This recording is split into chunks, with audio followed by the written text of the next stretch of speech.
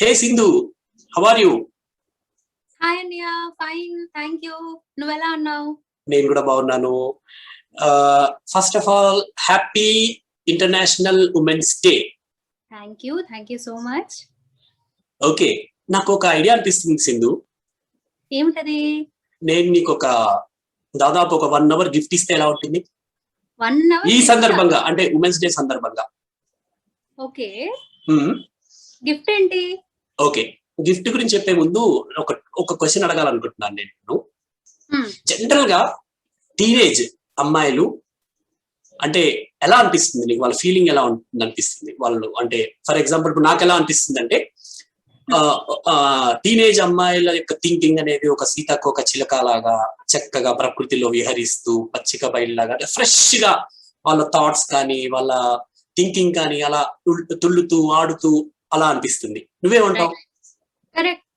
కదా? కానీ ఒకవేళ దానికి విరుద్ధంగా ఉంటే ఎలా ఉంటుంది అంటే, ఫర్ ఎగ్జాంపుల్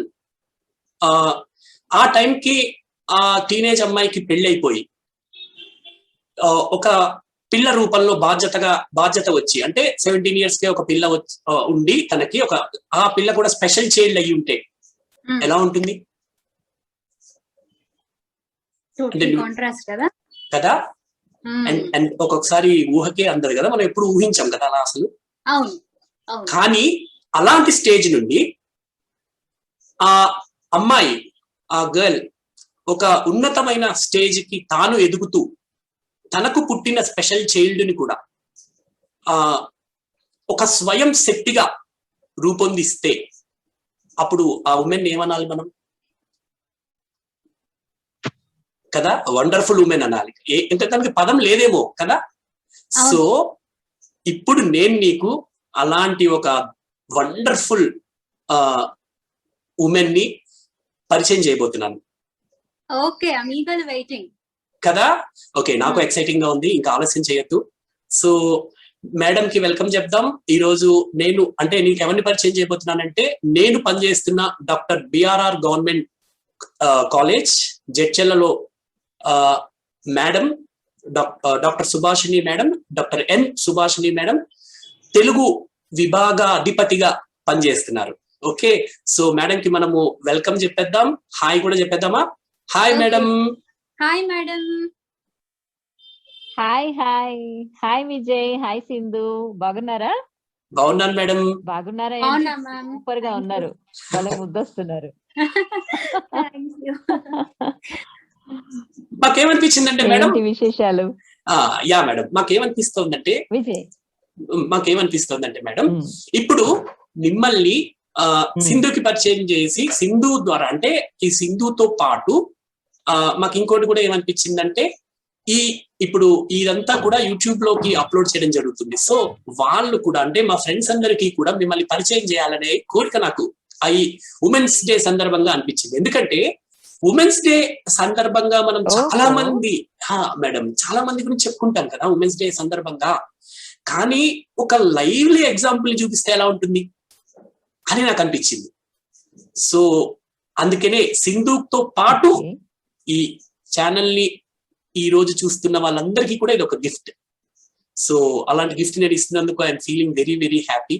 ఈ గిఫ్ట్ ఉమెన్ తో పాటు ప్రతి ఒక్కరికి డెడికేట్ చేసేస్తున్నా. సో మేడం, సింధు,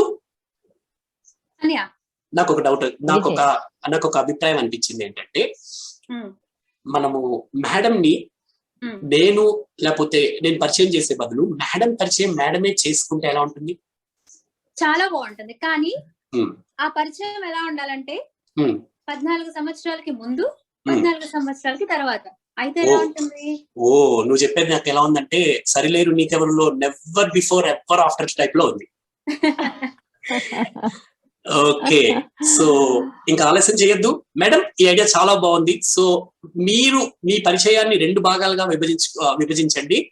ఫస్ట్ మీరు మీ బాల్యం, అంటే బిఫోర్ యువర్ మ్యారేజ్ అనుకుందాం, ఆఫ్టర్ యువర్ మ్యారేజ్, ఇలా 2గా విభజించుకుందాం. అంటే 14 years తర్వాత నేను చెప్పాను కాబట్టి తను అలా అడిగింది. సో చెప్తారా మీ గురించి? We are eagerly waiting. తప్పకుండా. Thank you guys. ఇద్దరు కూడా చాలా ఆసక్తికరమైనటువంటి విభజన చేసినారు. చాలా చక్కటి స్టార్టింగ్ చేసినారు. నా పేరు సుభాషిణి. సుభాషిణి అమ్మా నాన్నల 8 మంది సంతానంలో 2వ బిడ్డ. అక్క తర్వాత నేను, నా తర్వాత చెల్లి, అట్లా వరుసగా 5గురు ఆడపిల్లలు మా అమ్మకి. మా నాన్నని వీధిలో ఆడపిల్లల తండ్రి అని పిలిచేవాళ్ళు. ఆ రోజుల్లో తప్పుడు కావాలో పున్నామ నరకం నుంచి తప్పించడానికి అని వారి యొక్క కోరిక ప్రకారం మెల్లిగా తమ్ముడు పుట్టడం, తమ్ముడు తర్వాత ఇంకా మళ్ళీ ఇంకో తమ్ముడు, ఇంకో చెల్లి, అట్లా మొత్తానికి 8 మంది సంతానం. 8 మంది సంతానమైనా నా తల్లిదండ్రులు ఇద్దరు చదువుకోవడం వలన వాళ్ళకి చదువు పట్ల చాలా ఆసక్తి ఉండేది. అమ్మ టీచర్, నాన్ననేమో కార్పొరేషన్ లో ఆయన ఆర్టీసీలో ఆయన కండక్టర్ గా పనిచేసేవాళ్ళు. కానీ ఆయన ఎప్పుడు కూడా కార్మిక నాయకుడు. కార్మిక సమస్యలన్నీ ఇంటి దాకా పట్టుకొని వచ్చి ఇల్లు ఒక చిన్నపాటి కార్యశాలగా ఉండేదన్నమాట ఎప్పుడు. అది మాకు బాగా వంట పట్టింది, నాకు ప్రత్యేకించి. నేను చిన్నగా ఉన్నప్పుడే షర్ట్లు వేసుకోవాలని ఉబలాట పడేదాన్ని. షర్ట్ కు ఒక జేబు ఉంటుంది, ఆ జేబులో కొన్ని పేపర్లు పెట్టుకొని పోజు కొట్టేదాన్ని అనమాట. నేనంటే నాన్న దగ్గర ఎప్పుడు అప్లికేషన్స్ ఉంటాయి కదా, చాలా మంది వచ్చేసి అప్లికేషన్స్ ఇస్తారు, అన్న నాకు ఈ సమస్య ఉంది, ఆ సమస్య ఉంది అని. ఆయన జేబులోంచి అలా తీసి పేపర్లు తీసి రాయడం నాకు చాలా ఫ్యాషనేటింగ్ గా అనిపించేది. అందుకని జేబుల్లో పేపర్లు పెట్టుకోవడానికి నేను చాలా ఇష్టపడేదాన్ని. తర్వాత నేను ఎప్పుడు చిన్నప్పటి నుంచి టామ్ బాయిష్, అంటే ఎంతసేపు వీధుల్లో తిరగడం, మట్టిలో ఆడటం, గోటీలు ఆడటం. ఒక్కటి కూడా ఆడపిల్ల లక్షణం లేదని నన్ను తిట్టని వాళ్ళు లేరు చిన్నప్పటి నుంచి. అట్లాంటి నాకు సడన్ గా 9వ తరగతి సెలవుల్లో పట్టి పెళ్లి చేసినారు. ఎందుకు జరిగింది అది అనంటే, అమ్మ టీచర్ అయ్యుండి నాన్న ఈ స్థాయిలో ఉండి కూడా ఎందుకు చేశారు అనంటే, ఆడపిల్లలు కదా ఎదిగొస్తుంటే ఒకరొకరికి పెళ్లి చేసేస్తే బాధ్యత అయిపోతుంది అని చుట్టూ ఉన్న వాళ్ళంతా చెప్పటం. సో దాంతో వీళ్ళు పెళ్లి చేయటం జరిగింది. పెళ్లి చేసిన తర్వాత కూడా మా తల్లిదండ్రులు ఏం చూసేవాళ్ళంటే, అత్తగారు కూడా పెళ్ళైన తర్వాత చదివించాలి అనే ఒక కండిషన్ మాత్రం వీళ్ళు చాలా స్పష్టంగా చెప్పేవాళ్ళు అనమాట. అక్కకి కూడా ఆమె 8th క్లాస్ ఉన్నప్పుడు హాలిడేస్ లో పెళ్ళైంది, అక్కను కూడా చదివిపిస్తున్నారు. అట్లాగే ఖర్చంతా మా పేరెంట్స్ పెట్టుకోవడానికి సిద్ధం అనమాట, కానీ చదివించాలి. నాకు 9వ తరగతిలో పెళ్లి చేస్తున్నారు కానీ అత్తగారింటికి పంపలేదు. సో 9 తర్వాత 10వ తరగతి, 11వ తరగతి, 12 ఇంటర్ అయిపోయిన దాకా నేను అమ్మ వాళ్ళ ఇంట్లోనే ఉన్నాను. పేరుకు పెళ్ళయింది కానీ అమ్మ వాళ్ళ ఇంట్లోనే ఉన్నాను. కానీ అమ్మ వాళ్ళ ఇల్లే పరాయిగా అయిపోయేటటువంటి స్థితిని నేను ఎదుర్కొన్నాను. విచిత్రమైన స్థితి అది. అంటే ఇది ఎట్లా ఉంటుందంటే, నా భర్త పని చేయరు, ఆయన చదువుకుంటూ ఉంటారు. అక్కడ అత్త వాళ్ళకి అంత క్యాలిబర్ లేదు ఎకనామిక్ గా. అక్కడ వెళ్తే నన్ను పోషించేటటువంటి స్థాయిలో నా ఫ్యామిలీ లేదు. కానీ ఇక్కడ అమ్మ వాళ్ళు కాకుండా నాకు ఒక ఫ్యామిలీ, అది నా ఫ్యామిలీ అని అనుకోవాలని తెలీదు. నా అవసరాలని ఎవరిని అడగాలో తెలియదు. చాలా విచిత్రంగా ఉండేదన్నమాట పరిస్థితి. ఏదైనా మాట్లాడితే, ఎవరైనా ఏమైనా గట్టిగా కసురుకుంటే చాలా బాధేసేది. అది వినడం ఇష్టం ఉండదు. ఇట్లాంటి ఒక అంటే దీనికి ఎవరు కారణం అర్థమయ్యేది కాదు. అంటే ఒక అమ్మాయి, ఒక పాప, ఒక 10th క్లాస్ చదివే పిల్ల, తనకేమైనా అవసరమైతే ఏడ్చి గీ పెట్టి గోల పెట్టి అమ్మ నాన్నల నుంచి లాక్కొని చేసి, ఒకవేళ వాళ్ళు ఇచ్చినా కూడా తీసుకోకుండా అలిగి ఆడుకునేటటువంటి వయసు అది. కానీ ఆ వయసులో నా పరిస్థితి ఏంటి అని అంటే, అడ్జస్ట్ అవ్వాలి, మనకి ఏమి ఇస్తారో అదే తీసుకోవాలి, అత్తవారింటికి వెళ్ళాలి, అక్కడ బాధ్యతగా వ్యవహరించాలి, రకరకాల పనులు చేయాలి. అమ్మ వాళ్ళ ఇంట్లో అప్పటికే గ్యాస్ ఉండేది, చక్కటి ఒక క్వార్టర్స్ లో ఉండేవాళ్ళం మేము. ఇదొక లెవెల్. అంటే మేము 2nd జనరేషన్ గా 3rd జనరేషన్ ఎడ్యుకేటెడ్ చిల్డ్రన్ మేము.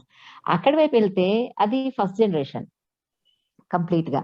అక్కడంతా బర్రెలు, నేలలు, అలకడాలు, ఇవంతా గమ్మత్తైనటువంటి పరిస్థితి ఉండేదన్నమాట.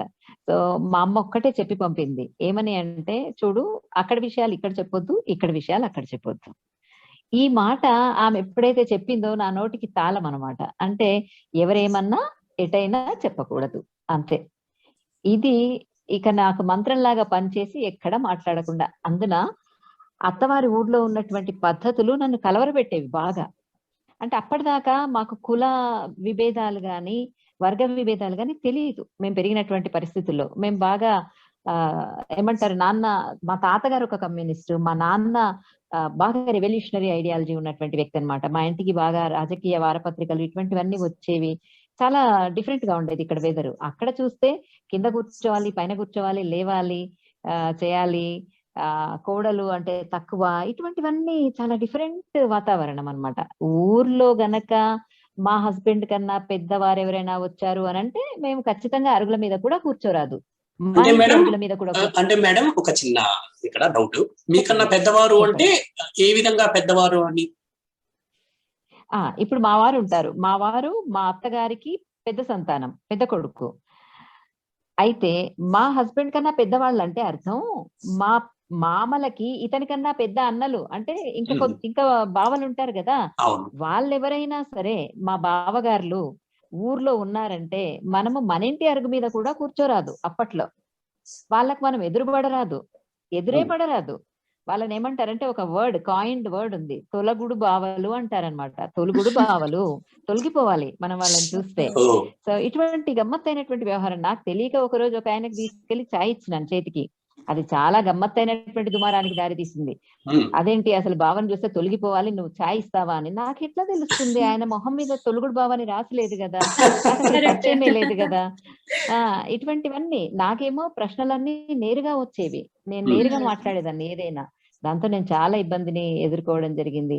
ఇక కాలక్రమేణా 10th అయిపోయింది, ఇంటర్ అయిపోయింది. ఇంటర్ అయిపోగానే నేను హైదరాబాద్ కి రావడం జరిగింది. మాకంటూ ఒక సంసారం, ఓ చిన్న రూము. దాంట్లో నా పనిలో నేను హైదరాబాద్కి రాగానే నేను చేసిన ఫస్ట్ పని ఏంటంటే ట్యూషన్స్ చెప్పడం మొదలు పెట్టినాను అనమాట. ఎందుకంటే మా హస్బెండ్ అప్పటికి కూడా గవర్నమెంట్ ఎంప్లాయీ కాదు కాబట్టి అతను ఒక చిన్న స్కూల్లో పనిచేసేవారు, నేను ట్యూషన్స్ చెప్పేదాన్ని. ఆ ట్యూషన్స్ చెప్పే క్రమంలోనే ఆ హైదరాబాద్కి వెళ్ళంగానే నేను ప్రెగ్నెంట్, ఇంటర్మీడియట్ అయిపోగానే నేను ప్రెగ్నెన్సీ. అంటే మీరు ఇప్పుడు సెకండ్ పార్ట్ ఆఫ్ మీ పరిచయంలోకి వస్తున్నట్టేనా? అంటే 4th కి 14 years కంటే ముందు, 9th క్లాస్ కన్నా ముందు I was 100% a tomboyish girl who never used to be in a disciplined way. Clear గా మట్టి, దుమ్ము, గోటీలు, ఆటలు, వెంట ఎప్పుడు 10 మంది మగపిల్లలు. ఇది నేను బిఫోర్ 14. ఆఫ్టర్ 14 కంప్లీట్ గా ఇవన్నీ రెక్కలు కత్తిరించబడి పూర్తిగా ఒక కోడలు హోదాలోకి, ఒక భార్య హోదాలోకి, ఒక పరాయి హోదాలోకి వచ్చేసినటువంటి మనిషి. మళ్ళీ 14 తర్వాత 17 వరకు నా ప్రయాణం ఏంటి అంటే అమ్మ వాళ్ళ ఇంట్లో చదువుకుంటూ అక్కడే పెరగటం. 17 తర్వాత పూర్తిగా ఒక సంసారానికి వచ్చేసేయటం, అక్కడ నేను ప్రెగ్నెంట్ కావడం. ఇది నా ప్రయాణం. Okay madam. అంటే ఇది ఏంటంటే చైల్డ్ మ్యారేజ్ అనే ఒక ఇష్యూ కూడా మీ యొక్క ఈ ప్రస్థానంలో ఈ ఇష్యూ కూడా మనము దీని గురించి ఈ విధంగా కూడా మనం ఆలోచించాల్సిన అవసరం ఒకటి అనిపిస్తోంది. ఇప్పుడు మీరు మాట్లాడుతూ ఉంటే ఎర్లీ చైల్డ్ మ్యారేజెస్ చేస్తే ఉండే పరిణామాలు కావచ్చు, ఏమైనా కూడా ఏంటి అనేది మీకు ఇప్పుడు బాగా మీ ద్వారా మా అందరికి బాగా తెలుస్తుంది నా ఉద్దేశం. 100%. అందుకని నా పెళ్లి తర్వాత నా చెల్లెళ్లకు తొందరగా పెళ్లి చేయకుండా ఉండాలని నేను చాలా ఫైట్ చేసినాను. వాళ్ళకంత తొందరగా పెళ్లి చేయడానికి నేను ఇష్టపడలేదు, ఆపాను అనమాట లిటరలీ మా పేరెంట్స్ ని, మీరు అస్సలు ఇప్పుడు చేయకూడదు అని. ఓకే, సో అంటే అంటే ఇప్పుడు ఈ పార్ట్ లో కొంచెం బ్రేక్ ఇస్తే, సింధు నాకేమనిపిస్తుందంటే మేడం ఒక క్వశ్చన్ అడగాలనిపించింది. ఏంటి అంటే మీరు ఈ ఎర్లీ చైల్డ్ మ్యారేజెస్ ని నిరోధించాలి అంటే మీ వర్డ్స్ లో ఏం చెప్తారు? అంటే నిరోధించడం ఎందుకు అవసరం అని చెప్తారు, నిరోధించాలంటే ఏం చేయాలని చెప్తారు? అంటే మీతో మాట్లాడేటప్పుడు మాకేమనిపిస్తుంది అంటే కొన్ని ఇలాంటి సోషల్ ఇష్యూస్ కూడా టచ్ చేయాలనే ఫీలింగ్ ఉంది మా ఇద్దరికి కూడా. 100%. నా గొంతులో కూడా ఎన్నో ముచ్చట్లున్నాయి దీనికి సంబంధించి. ఏంటంటే ఎవరైతే ఒక మార్గంలో నుంచి ప్రయాణం చేస్తారో వాళ్ళకి అందులోని సుఖము, దుఃఖము అన్ని అర్థమవుతాయి. ఇప్పుడు నా పరిస్థితి ఏంటి అని అంటే ఎర్లీ చైల్డ్ మ్యారేజెస్ ఎందుకు వద్దు అంటే ఒక బిడ్డ తన సహజ స్వాభావిక హక్కుల్ని కోల్పోతుంది, జీవితమే చాలా వరకు కోల్పోతుంది. ఆమె పైన చాలా అంశాలు రుద్దబడతాయి. అవి ఎందుకు, ఏమిటి అనేది ఆమెకే అర్థం కాదు. ఇంకొకటి, జీవితం గురించినటువంటి అవగాహన లేని వ్యక్తి తన జీవితాన్ని ఎలా నిర్ణయించుకోలేదు. తర్వాత తన కలలేంటి, తన భవిష్యత్ ఏంటి, తన ఆలోచనలేంటి, తన ఆశయాలేంటి, అస్సలు ఆ పదాల అర్థం తెలియక ముందే ఆమె జీవితం నిర్ణయించబడుతుంది. ఇక్కడ సమ్వన్, ఎవరో ఆమె యొక్క జీవితాన్ని నడిపిస్తున్నారు, సమ్వన్ నిర్ణయాలు తీసుకుంటున్నారు, సమ్వన్ ఆమె పూర్తి జీవితాన్ని శాసిస్తున్నారు. దాని నుంచి బయటకు రావడానికి, దాని నుంచి ఫైట్ చేయడానికి చాలా శక్తి అవసరం. ఆ శక్తి అనవసరంగా సమకూర్చుకోవాల్సినటువంటి పరిస్థితి ఏర్పడుతుంది ఇక్కడ. కాబట్టి అసలు ఎర్లీ చైల్డ్ మ్యారేజ్ లో ఉన్నటువంటి ప్రధానమైనటువంటి సమస్య ఏంటంటే తనను తాను కోల్పోవటం. తనను తాను కోల్పోవడం ఒక రకంగా శరీరం ఉంటుంది, కానీ మనసు, ఆలోచనలు అన్ని పరాధీనం. ఇక్కడ పూర్తిగా సహకరించేటటువంటి కుటుంబ వ్యవస్థ లేకపోతే అసలు ఆ చైల్డ్ కి తనను తాను వెతుక్కునేటటువంటి అవకాశం కూడా మళ్ళీ దొరకదు. వాళ్ళు అందులో కొట్టుకుపోతారు. కొందరు అసలు శారీరకంగా కూడా మిగలరు. ఆ బాధలతో వాళ్ళ జీవితం కూడా చాలించాల్సినటువంటి పరిస్థితి వచ్చేస్తుంది. మనం ఎంతో గొప్ప దేశ సంపదని కోల్పోతాం నిజంగా చైల్డ్ మ్యారేజెస్ కనుక చేస్తే. చాలా గొప్ప దేశ సంపదను కోల్పోతాం, ఎంతో గొప్ప ఐడియాలజీని మనం కోల్పోతాం. కాబట్టి అస్సలు దాని వైపుకి ఏ మాత్రం కూడా ఆలోచించేటటువంటి అవకాశమే ఉండకూడదు. చాలా గట్టి చట్టాలు రావాలి ఈ విషయంలో అనిపిస్తుంది నాకు. అంటే ఇక్కడ చాలా ఇంపార్టెంట్ పాయింట్ మనందరం కూడా, అంటే మేమందరం కూడా గుర్తుపెట్టుకోవాల్సింది ఏంటంటే, మీరు ఒకటి చెప్పారు ఏంటంటే, ఆ బాధలు భరించలేక శరీరాన్ని కూడా చాలించే పరిస్థితి ఉంది అని. అంటే దాన్ని మీరు, అంటే ఆ స్థాయిని మీరు ఎదిరించారు అంటే నాకు అనిపిస్తోంది ఏంటంటే, ఈ ఉమెన్స్ డే సందర్భంగా మేము కరెక్ట్ యాప్ట్ పర్సన్ ని తో మేము మాట్లాడుతున్నాము అనే ఒక హ్యాపీనెస్ మాకు ఇస్తోంది అనమాట. థ్యాంక్ యూ సేమ్ ఫీలింగ్ నాకు అదే అనిపించింది మీ మాటలు వింటున్నప్పుడు కదా సింధు. అయితే దీనికి మీరు, అంటే ఇంకొక మనం నెక్స్ట్ పార్ట్ లోకి వెళ్లే ముందు ఇంకొక చివరిగా నాకున్న ఒక సందేహం ఏంటంటే, మీరు ఎలా దీన్ని, అంటే మీరు అన్నారు శరీరాన్ని కూడా చాలించే అంత భయంకరమైన పరిస్థితి ఉంటుంది అని. అంటే దీన్ని ఎదుర్కోవాలంటే చాలా చాలా చాలా మానసిక శక్తి అవసరం. అది మరి మీకు పుట్టుకతో వచ్చిందా, లేకపోతే మీరు దాన్ని డెవలప్ చేసుకున్నారా మాకు తెలియదు, కానీ మీ మాటల్లో ఏం చెప్తారు? Thank you for the question. Genetically నిజానికి కొంత స్ట్రెంగ్త్ ఉంది.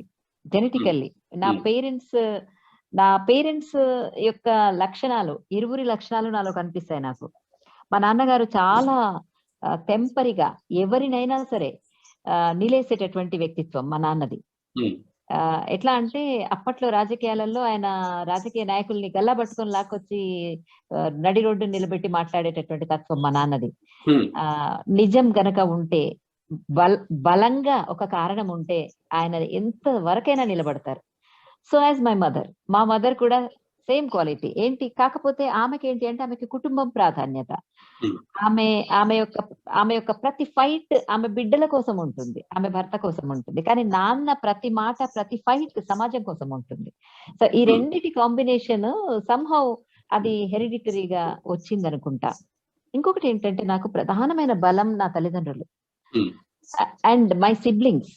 ఈ 8 మంది వేరు కాదు, ఒక్కటిగానే ఉండేవాళ్ళం. ఇప్పటికీ కూడా అంతే, మేమంతా కూడా. ఈ స్ట్రెంగ్త్ అనేది ఎంత ఉంది అని అంటే, నా ప్రతి కదలికలో, ప్రతి అడుగులో కూడా నేను ఒక్కదాన్నని గాని, నాకు భయం అని గాని నాకు చాలా తక్కువ సార్లు అనిపించింది. సో ఈ ఎర్లీ చైల్డ్ మ్యారేజ్ చేసుకున్న తర్వాత కూడా, బిడ్డల్ని కన్న తర్వాత కూడా ఇంతసేపు ఎలా నడవగలిగాం ప్రయాణంలో అంటే, ప్రతి చోట వీళ్ళంతా ఉన్నారు.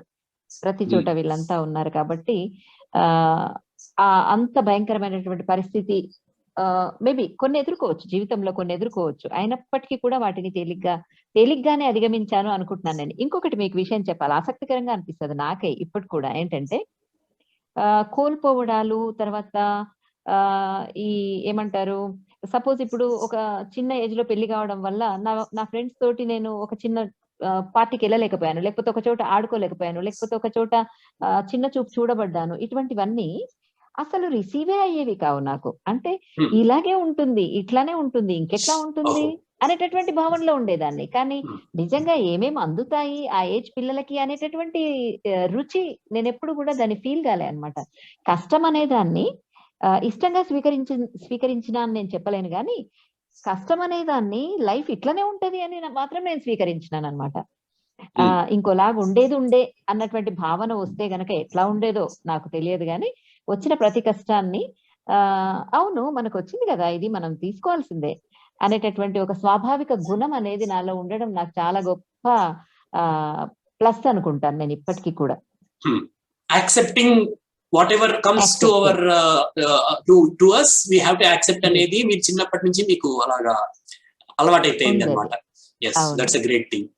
సో యాక్సెప్టింగ్ అంటే ఒక విధంగా కాంప్రమైజ్ లాగా అవుతుంది. మేడం ఏం చెప్తున్నారంటే ఇంకొక షేడ్ ఉంటుందనే ఆవిడకి తెలియదు అన్నట్టుగా చెప్తున్నారు.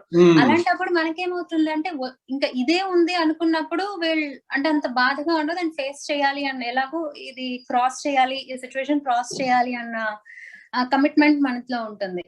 Excellent. Yes. Good. Yes, Sindhu. Yes, you are totally 100% right. Yes, totally agree with you, Sindhu. Excellent. So, ఇప్పుడు సెకండ్ పార్ట్ కి వెళ్దాం మేడం. మీరు second part of your introduction. Right. After marriage Hyderabad కి వన్స్ వచ్చేసిన తర్వాత అక్కడ నేను pregnant at the age of 17, and 17 cross కాకముందే నాకు నా కూతురు. గమ్మత్తైన వాతావరణం, 3 అంతస్తుల పైన ఒక చిన్న రూమ్ లో ఉండేవాళ్ళం. సారీ. అయితే పాప పుట్టింది. పాప పుట్టేటప్పటికి నేను ఒక పాప, ఒక గవర్నమెంట్ హాస్పిటల్లో నా డెలివరీ, అక్కడ పాప పుట్టడం. పాప పుట్టిన తర్వాత ఒక స్పెషాలిటీ గానీ అదేమి మాకు తెలియదు. అసలు నేనున్నటువంటి పరిస్థితి ఎటువంటిది అని అంటే, ఒక చిన్న జాబ్ చేసుకుంటున్నటువంటి హస్బెండ్, తర్వాత నేను ట్యూషన్స్ చెప్పేటటువంటి వాతావరణంలో నాకు ఒక బిడ్డ పుడితే ఆ ఖర్చులు గాని అవన్నీ కానీ, అంటే డెలివరీ ఖర్చులు తీసుకెళ్లి చూసుకోవడం అమ్మ వాళ్ళు చూసుకుంటారు, కానీ దానికోసం ఒక పెద్ద ఫంక్షన్స్ చేయడం ఇటువంటి నాకు ఇష్టం ఉండేది కాదు. ఏం సాధించినామని, ఖర్చు అంటే నాకు ఇష్టం ఉండేది కాదు, ఫంక్షన్స్ అంటే నాకు ఇష్టం ఉండేది కాదు. మొదటి నుంచి చాలా వేస్ట్ ఖర్చుగా భావించేదాన్ని నేను దాన్ని. ఆ స్థితిలో నుంచి నేను ఆ పాపను పెంచడం మొదలు పెట్టాను. నాకు ఆ పాప స్పెషల్ అని కూడా నాకు తెలియదు. కాకపోతే క్రమంలో ఏమైతుంది అని అంటే, ఒక ప్రశ్న మేడం, అంటే మన ఈ ఛానల్ చూస్తున్న వాళ్ళందరికీ కూడా స్పెషల్ అని మీరు చెప్తున్నారు కాబట్టి అది ఓకే, మేబీ మీరు ఆ స్పెషల్ అంటే ఏంటో ఎప్పుడు తెలుసుకున్నారు, ఏంటి అది అనేది కూడా మీరు తర్వాత మీరు కంటిన్యూ మీ ఈ ఫ్లో లో మీరు ఆటోమేటిక్ గా చెప్తారు అని అనుకుంటున్నారు.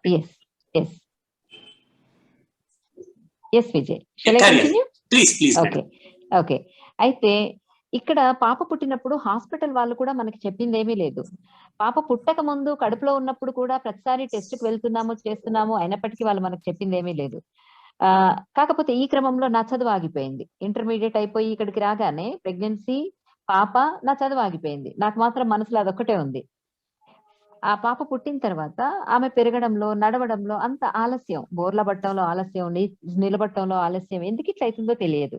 వన్ ఫైన్ డే మా బంధువుల అమ్మాయి ఒక అమ్మాయి తన సొంత ప్రాబ్లం కి హైదరాబాద్ లో చూయించుకోవడానికి మా ఇంటికి రావటం, ఆమెని నిమ్స్ లో నీలోఫర్ లో జాయిన్ చేయడం, ఆ నీలోఫర్ కి నా బిడ్డను తీసుకొని నేను వెళ్ళడం జరిగింది. ఆ నీలోఫర్ అంటే చిల్డ్రన్స్ హాస్పిటల్ కదా, అక్కడ క్యారిడార్ లో నా పాప తప్పటడుగులు వేస్తూ తిరుగుతుంటే ఒక డాక్టర్ అమ్మాయిని చూసి దగ్గరకు వచ్చి ఆమెను పరిశీలించి, ఈ పాప బాగానే నడుస్తుందా, ఈ పాప అంతా ఓకేనా, మీకు అంతా బాగానే ఉందమ్మా అని అడిగినారు. అడిగితే, సార్ పాప ఏజ్ 1 year దాటిపోయింది, కానీ ఇంకా సరిగ్గా నడవడం అది లేదండి అని చెప్తే, ఒక్కసారి టెస్ట్ చేద్దామా అని చెప్పేసి ఆయన స్వయంగా తీసుకెళ్లి పాపని టెస్ట్ చేసి, ఒక్కసారి మీరు జెనెటికల్ సెంటర్ కి వెళ్ళి టెస్ట్ చేయించండి అని జెనెటిక్ సెంటర్ కి ఆయన రిఫర్ చేయడం జరిగింది. అక్కడికి వెళ్ళి పాపను చూపించడం, టెస్ట్ ఎగ్జాక్ట్లీ పాపకి 1.5 year ఉంది. అంటే ఏ సంవత్సరం? 1991 ఆ టైంలో. సో అప్పుడు తీసుకెళ్లి 1.5 year ఉన్న పాపని చూపించడం జరిగింది. చూపిస్తే అక్కడ వాళ్ళు చెప్పినారు ఏంటంటే, పాపకి సమ్ డిజబిలిటీ, అంటే this is border line disability ఉంది, మొజాయికిజం డౌన్ సిండ్రోమ్స్ గా దాన్ని వాళ్ళు కాయిన్ చేయడం జరిగింది. అయితే అస్సలు ఆ పేరేంటి, డౌన్స్ ఏంటి, సిండ్రోమ్ ఏంటి, ఐ డోంట్ నో ఎనీథింగ్, దాని గురించినటువంటి అవగాహన లేదు. కాకపోతే ఒక్కటి తెలిసింది ఏంటి అని అంటే, I have a special child, నాకు ఒక ప్రత్యేకమైనటువంటి బిడ్డ ఉంది, కానీ దాన్ని యాక్సెప్ట్ చేయడానికి మదర్ గా నా మనసు అంగీకారంలో లేదు.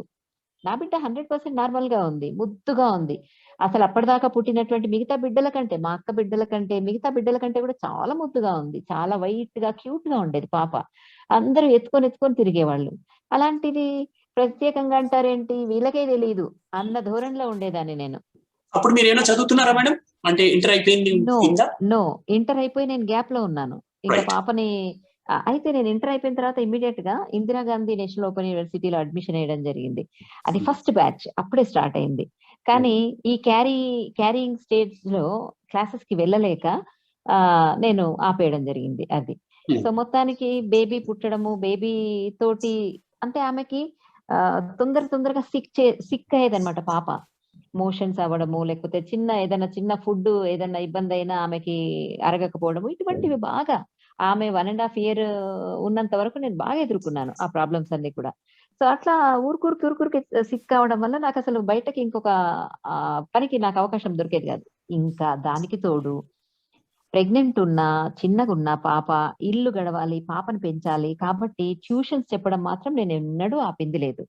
ఒకవైపున మా హస్బెండ్ ప్రైవేట్ స్కూల్లో టీచర్ గా చేసేవాళ్ళు. ఆయన ఇంటికి ప్రోగ్రెస్ రిపోర్ట్స్, అసైన్మెంట్స్, నోట్స్ ఇవన్నీ పట్టుకొచ్చేవాళ్ళు. ఆయన అప్పుడు లా చదువుతుండేవాళ్ళు ఈవినింగ్ కాలేజ్ లో.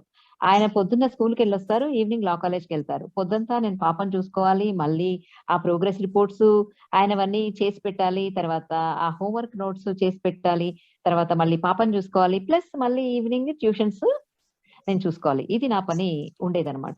అంటే యాక్చువల్ గా మీరు చదువుకుంటూ ఒక సంతోషంగా, ఒక విధంగా చెప్పాలంటే మానసికంగా ఇంకా ఎదుగుదల సాధించాల్సిన వయస్సు అనుకుంటాను నేను. 17 years అంటే ఆ ఏజ్ లో మీకు అంతకన్నా ఎక్కువ వయసులో ఉండాల్సిన రెస్పాన్సిబిలిటీస్ అన్ని కూడా మీకు ఉండడం జరిగింది కదా మేడం? ఇంట్రెస్టింగ్ కదా. ఇప్పటి పరిస్థితుల్లో చూస్తే ఒక 30 ఏళ్ల అమ్మాయి, ఒక 30 ఏళ్ల మోయవలసినటువంటి బాధ్యతలన్నీ కూడా 17 years లో నాకు స్టార్ట్ అయిపోయినాయి. కలర్ఫుల్ పిక్చర్ అన్నమాట లైఫ్. చాలా అంటే అప్పటికి ఇప్పటికీ కూడా ఏమైనా పెయిన్ ని ప్లెజర్ గా స్వీకరించడం నాకు అలవాటు అయిపోయింది. డిఫరెంట్ బాధ్యత నా పైన, దాన్ని ఛాలెంజింగ్ గా తీసుకుంటూ వచ్చేసేదాన్ని నేను.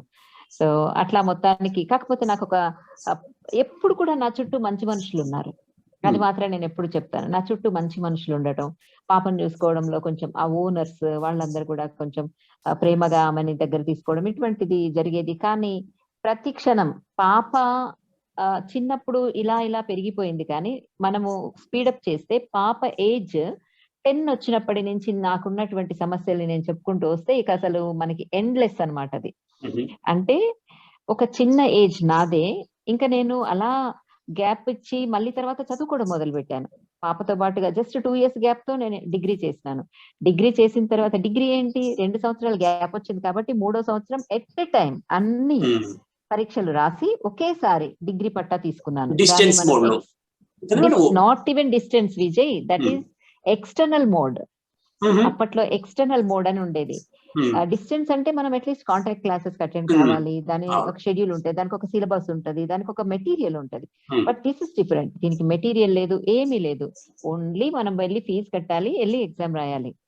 అన్ని ఎగ్జామ్స్ ఒకేసారి. ఎస్పీపీ, బిఏ ఎస్పీపీ అంటే sociology, political science, public administration. ఇవి నా ఆప్షనల్ సబ్జెక్ట్స్ అన్నమాట. సింధు ఇది గుర్తుపెట్టుకో, ఎందుకంటే తర్వాత రాబోయే ఇంట్రెస్టింగ్ ఒక ట్విస్ట్ ఉంటుంది. పొలిటికల్ సైన్స్, పబ్లిక్ అయితే నేను ఇంటర్మీడియట్ లోనేమో నేను బైపీసీ స్టూడెంట్ ని. నాకు చాలా కళలు ఉండేవి బైపీసీ నుంచి నేను సైన్స్ ఏరియాకి వెళ్ళాలని చెప్పేసి, కానీ అది ట్విస్ట్ వచ్చేసి ఇక్కడికి వచ్చేసి ఆర్ట్స్ స్టూడెంట్ గా వచ్చేసినాను. 58% ఆఫ్ మార్క్స్ తోటి ఎట్ ఎ టైం అన్ని రాసేసి నేను పాస్ అయిపోయాను. ఈ 9 ఇవి మొత్తము ఆప్షనల్స్ ప్లస్ లాంగ్వేజెస్ అన్ని కలిసి రాసేసి వరుసగా. నా పరిస్థితి ఏంటి అంటే, ఈ రోజు టెస్ట్ పేపర్ కొనుక్కోవాలి, రాత్రి చదవాలి, పొద్దున్న ఎగ్జామ్ రాయాలి, ఇంటికి వచ్చేటప్పుడు ఇంకొక టెస్ట్ పేపర్ కొనుక్కొచ్చుకోవాలి, అది ఆ రోజు చదువుకోవాలి, తెల్లారెళ్ళి ఎగ్జామ్ రాయాలి. ఇది నా పరిస్థితి అన్నమాట. అప్పుడు ఇలాంటి ఎగ్జామ్స్ ఉన్నప్పుడు నా చెల్లెళ్ళు ఇంటి నుంచి, అంటే మా ఊరు నుంచి, అమ్మా నాన్నల దగ్గర నుంచి వచ్చేసి పాపని పట్టుకొని చూసుకుంటే నేను కూర్చొని ఆ ఎగ్జామ్స్ రాసేసేదాన్ని అనమాట. సో అట్లా డిగ్రీ కంప్లీట్ అయింది. అట్లానే డిగ్రీ కంప్లీట్ అయిన తర్వాత కొంతకాలానికి పీజీ కూడా కంప్లీట్ అయింది. పీజీ అనేది ఇక చాలా గమ్మత్తైనటువంటి పరిస్థితిలో జరిగింది. అది ఎవరో పక్కింటి ఆయన దగ్గర పుస్తకాలు ఉంటే వాటిని పట్టుకొని కంప్లీట్ చేయడం జరిగింది. అయితే ఆ క్రమంలో ఫస్ట్ టైం నేను గ్రూప్స్ కి అపియర్ అయినా. అంతకన్నా ముందు మేడం పీజీ సబ్జెక్ట్ ఏంటి చేశారు అప్పుడు? తెలుగు లిటరేచర్. అంటే చూడు సింధు, నేను ఇంట్రెస్టింగ్ అని ఎందుకన్నానంటే, ఇంటర్మీడియట్ లో సైన్స్, డిగ్రీలో ఆర్ట్స్, పీజీకి వచ్చేసరికి లాంగ్వేజ్. అంటే ఇంత మార్పుని, అంటే మేబీ నేను అనుకుంటాను మేడం లైఫ్ లో వచ్చిన అనూహ్య పరిణామాలను ఎదుర్కొన్న తర్వాత ఈ ఎకడమిక్స్ పరంగా వచ్చే మార్పులను ఎదుర్కోవడం పెద్ద కష్టం అనిపించలేదేమో అనిపిస్తుంది మేడం ఇవన్నీ వింటూ ఉంటే. అంటే మీరు అంటే దానికి సంబంధం లేకుండా చదివారు కదా అనిపిస్తుంది. కాదు అస్సలు నాకు సబ్జెక్ట్స్ ఎప్పుడు కష్టం అనిపించలేదు. ఎందుకనంటే అసలు నిజం చెప్తున్నాను, ఇప్పుడు పిల్లలు ఏమన్నా మన పిల్లలు మన స్టూడెంట్స్ వింటే కూడా నవ్వుతారేమో గానీ దీనికోసం 3 ఏండ్లు ఎందుకు చదువుతారు అనిపించేది. అది అట్లా అనిపించేది అనమాట. ఇంకోటి నాకు పీజీలో సాంస్క్రిట్ పేపర్ ఉండింది. సాంస్క్రిట్ నాకేం తెలుసు, అస్సలు కాకొమిసెడ్డం సున్నా ఏమీ తెలీదు. కానీ చదవడానికి ట్రై చేసేదాన్ని దాంట్లోనే. అవంత 40 మార్కులకి గ్రామర్ ఉంటే 60 మార్కులకి వేరే పేపర్ ఉంటుంది కదా, ఆ పేపర్ చదవడానికి ట్రై చేసేదాన్ని. బాగా ఆసక్తిగా అనిపించేది చదువుతుంటే. కానీ టైం దొరకడమే కష్టం. పాప పడుకోవాలి, నా పనులన్నీ కంప్లీట్ కావాలి, అర్ధరాత్రులు ఎప్పుడో కూర్చొని కాసేపు చదువుకోవడాలు. చాలా ఛాలెంజింగ్ గా భలే ఉండేది అసలు. ఆ తర్వాత పీజీ రాసిన తర్వాత అప్పటికి నాకు ఇంకో కొడుకు కూడా, పాప తర్వాత 3 years లో బాబు కూడా. ఆ బాబు వాడు హైపర్ యాక్టివ్. ఎంత అంటే ఒక వైపున నా కూతురు స్లో లెర్నర్, ఇంకొక వైపున నా కొడుకు హైపర్ యాక్టివ్. ఈ ఇద్దరిని మేనేజ్ చేస్తూ నేను నా జీవితాన్ని కంటిన్యూ చేయాలి. గ్రూప్స్ కి ప్రిపేర్ అయ్యేదాన్ని ఈ క్రమంలోనే నేను. అప్పుడు గ్రూప్ 1 చక్కగా అప్లై చేయటము, దానికి ప్రిలిమ్స్ పాస్ అవ్వటము ఇవంతా జరిగిపోయింది. కానీ నాకెందుకో వీళ్ళని పట్టుకొని దాంట్లో ప్రయాణం చేయడం అనేది నాకు కంప్లీట్ గా సాధ్యం కాలేదు. నాకు చాలా నా కలలన్నీ పబ్లిక్ సర్వెంట్ గా వెళ్ళాలని ఉండేది, కానీ అది ఎందుకో సాధ్యం కాలే. ఇక వన్ ఫైన్ డే నాకు ఈ గ్రూప్ ప్రిపేర్ అయ్యే క్రమంలో బిఎడ్ కి రాయటం, ఆ బిఎడ్ లో రావటం, అది కూడా టీచర్ గా చేయడం ఇష్టం లేదు. కానీ జనమంతా ఏంటి అని అంటే పాపని పట్టుకొని అట్లా వెళ్ళి టీచర్ బాగుంటుంది అన్న ఉద్దేశంలో సరే మొత్తానికి అది జాయిన్ అయ్యాను, చదువుకున్నాను. చదువుకోవడంలో నాకు ఎక్కడ కూడా ఇబ్బంది నేను ఫేస్ చేసినట్టు అనిపించలేదు. సబ్జెక్ట్స్ నథింగ్, నాకు ఎప్పుడు కూడా ఇబ్బంది కాలేదు. కానీ ఈ ప్రయాణంలో పిల్లలతో ఇల్లుతో మేనేజ్ చేసుకుంటూ వెళ్ళడం మాత్రం కొన్నిసార్లు ఎంత కష్టంగా అనిపించేదంటే, నాకు నా స్వభావరీత్యా ఏడవటం నచ్చదు, దుఃఖపడటం నచ్చదు. కానీ ఎక్కడ ఏడవడం నచ్చదు, ఎవరి ముందు ఏడవడం నచ్చదు. కానీ అర్ధరాత్రులు కూర్చొని ఏడ్చేసేదాన్ని నేను గట్టిగా. ఎందుకంటే దుఃఖం అనేది పంచుతా పోతే పెరుగుతా పోతది, ఏదైనా పంచుకుంటా పోతే పెరుగుతా పోతది అనేది నా ఉద్దేశం. అది సాధ్యం కాదట్లా, అది మనం మేనేజ్ చేసుకోవాల్సిన విషయమే అని చిన్నప్పుడే మింగటం అలవాటు అయిపోయింది. అందుకని చెప్తున్నాను నేను మళ్ళీ బాల్య వివాహాలు అనేవి ఎంత ప్రమాదకరమైనవంటే మనిషి నుంచి దూరం చేస్తాయి, తన నుంచి దూరం చేస్తాయి ఖచ్చితంగా. కాబట్టి ఇంకా బాల్య వివాహమే అంటే మళ్ళీ ఇదొక ఛాలెంజ్ లైఫ్ లో. ఏది ఎడ్యుకేషన్ ముందుకు నడిపిస్తూ వెళ్ళడం ఒక ఛాలెంజ్ అయితే, పాపతో సహా నడుచుకుంటూ వెళ్ళడం ఇంకొక ఛాలెంజ్. అంటే ఇంకా క్లియర్ గా చెప్పండి, స్పెషల్ చైల్డ్ తో ముందుకెళ్ళడం, పాపతో నడుచుకుంటూ వెళ్ళడం ఇంకొక ఛాలెంజ్ అయితే, దాని తర్వాత పుట్టిన నా కొడుకు చాలా యాక్టివ్, చాలా హైపర్ యాక్టివ్ అవ్వడం అదొక గొప్ప ఛాలెంజ్. వాడికి చిన్నప్పుడు ఆడుకుంటూ ఉన్నప్పుడు అందరికి అక్క ఉంటుంది, వాడికి అక్క ఉంది. కానీ ఆ అక్క వాడితో అంటే మిగతా వాళ్ళలాగా అక్క తనని ప్రొటెక్ట్ చేసేలాగా ఉండదు, అక్కను తాను ప్రొటెక్ట్ చేసేలాగా ఉండాలి పరిస్థితి. వాడికి నచ్చేది కాదు. అంటే అక్కని రావద్దని చెప్పు అని నాతో చెప్పలేక, ఆమెని తీసుకెళ్లి వాళ్ళ ఫ్రెండ్స్ లో ఆడలేక వాడు బాగా సఫర్ అయ్యేవాడు చిన్నగా ఉండి. అందుకని వాడు ఏమనేవాడంటే అక్క ఇంట్లోనే ఉండని, అక్కని ఇంట్లోనే చూసుకొని అని చెప్పేవాడు అనమాట. మేము ఎంతసేపటికి కూడా లక్కీకి అంటే మా పాపకి ప్రయారిటీ ఇచ్చేవాళ్ళం, వాడికి చెప్తా ఉండేవాళ్ళం అనమాట, అక్కని నువ్వు చూసుకోవాలి నాన్న, అక్కని నువ్వు బాగా చూసుకోవాలి. ఇక్కడ ప్రత్యేకత ఏంటి అని అంటే మనం గమనించాల్సింది, ఒక స్పెషల్ చైల్డ్ గనక ఇంట్లో ఉంటే మిగతా చిల్డ్రన్ కూడా ఆ అవగాహన తల్లిదండ్రులు కల్పించాల్సినటువంటి అవసరం ఉంటుంది. ఆ చైల్డ్ తోని మనం ఎలా మెలగాలి, వాళ్ళ ఆత్మవిశ్వాసం దెబ్బతినకుండా మనం ఒక సపోర్ట్ సిస్టమ్ గా ఎట్లా నిలబడాలి, ఎంత మేరకు సపోర్ట్ ఇవ్వాలి, ఎంత మేరకు వాళ్ళని ఇండిపెండెంట్ గా ఉంచాలి అనేది చాలా చాలా చాలా థిన్ లేయర్. దాన్ని గీయటం చాలా చాలా కష్టం. అది నా పిల్లల మధ్యన నేను గమనించినటువంటి అంశం. ఇంకొకటి స్పెషల్ చైల్డ్ కదా అని మన యొక్క అటెన్షన్ కనుక ఆ చైల్డ్ మీదనే ఉంటే మిగతా చైల్డ్ లైఫ్ లో సఫర్ అయ్యేటటువంటి అవకాశం కూడా ఉంటది. అంటే వాళ్ళకి స్వాభావికంగా ఎస్, ఎందుకంటే వాళ్ళకి కూడా జీవితంలో అమ్మా నాన్నల ప్రేమ అది వాళ్ళ హక్కు కదా. ఆ హక్కు నుంచి వాళ్ళని దూరం చేయలేము. అది అది నా కొడుకు కొంత మేరకు దాన్ని సఫర్ అయినాడు అప్పట్లో. అంటే చిన్నగా ఉన్నప్పుడు వాడికి తెలిసి తెలియక అక్కకే ప్రయారిటీ ఇస్తారు, వీళ్ళకి అక్కే ఇష్టం అనేటటువంటి భావనలో ఉండేవాడు.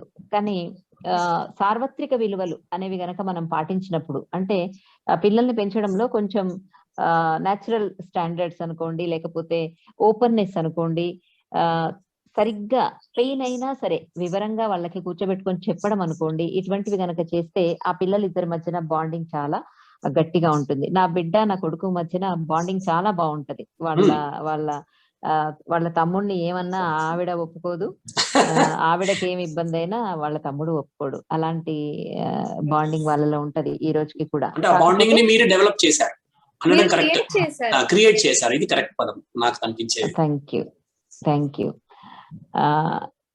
అయితే నేను మళ్ళీ చెప్పాలి ఏంటంటే, మీరు బిఫోర్ 14 ఆఫ్టర్ 14 అన్నారు కదా, అది నేనే ఎక్కువ మాట్లాడేస్తున్నానేమో, మీరిద్దరిని కామ్గా కూర్చోబెట్టేసి. లేదు, మీతో మీ మాటలు వినాలనేదే మా కోరిక. అండ్ ఒకటి ఇక్కడ చిన్న డౌట్ ఏంటంటే మేడం, ఇప్పుడు మీరు ఒక మాట అన్నారు, ఈ పిల్లల్ని పెంచే విషయంలో కొంత ఓపెన్నెస్ ఉండాలి అనేది. చాలా అది నాట్ ఓన్లీ ఫర్ అది మీ విషయం అనేది, అంటే మీరు చెప్పింది ప్రతి ఒక్క పేరెంట్ కి ఇది చాలా ఇప్పుడు జనరేషన్ వాళ్ళకి చాలా అవసరం అనేది నా ఫీలింగ్.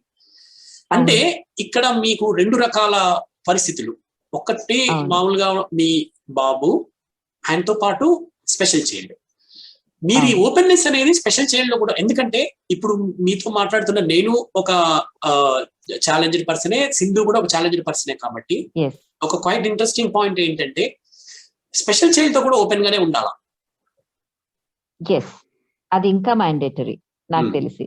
ఎందుకంటే అయితే స్పెషల్ చైల్డ్ తో ఏ విషయాలు ఎంత మేరకు చర్చించవచ్చు, వాళ్ళకి ఎంత మేరకు అర్థమవుతుంది, వాళ్ళ రిసీవింగ్ స్టాండర్డ్స్ ఎంత, క్యాలిబర్ ఎంత, దాన్ని మనం గమనించుకొని ముందుకు వెళ్ళాలి. అయితే ఇక్కడ ఒక ఇంట్రెస్టింగ్ మ్యాటర్ నేను చెప్పాలి మీకు. నేను బిఎడ్ చేస్తున్నప్పుడు నా ఎలెక్టివ్ ఏంటి అని అంటే, నేను స్పెషల్ ఎడ్యుకేషన్ తీసుకున్నాను. ఎందుకంటే అప్పటికే నా కూతురు తెలుసు నాకు, కాబట్టి నేను స్పెషల్ ఎడ్యుకేషన్ తీసుకోవాలి, వీళ్ళ గురించి అధ్యయనం చేయాలన్నట్టుగా నేను తీసుకున్నాను. దాని తర్వాత నేను ఎంఎడ్ చేశాను. ఎంఎడ్ చేస్తుంటే అక్కడ నాకు స్పెషల్ ఎడ్యుకేషన్ ఎలెక్టివ్ నాకు దొరకలేదు ఎంఎడ్. సో ఇప్పుడు నాకేమనిపించిందంటే, నేను ఎందుకు ఫుల్ టైమ్ అంటే అప్పటికే మా పాపని మనోవికాస్ నగర్ లో తీసుకెళ్లి ఆమెకి కౌన్సిలింగ్స్ ఇప్పించడము, ఇటువంటిది పేరెంట్స్ గా మేము కౌన్సిలింగ్ తీసుకోవడం, ఇటువంటిది జరిగేది.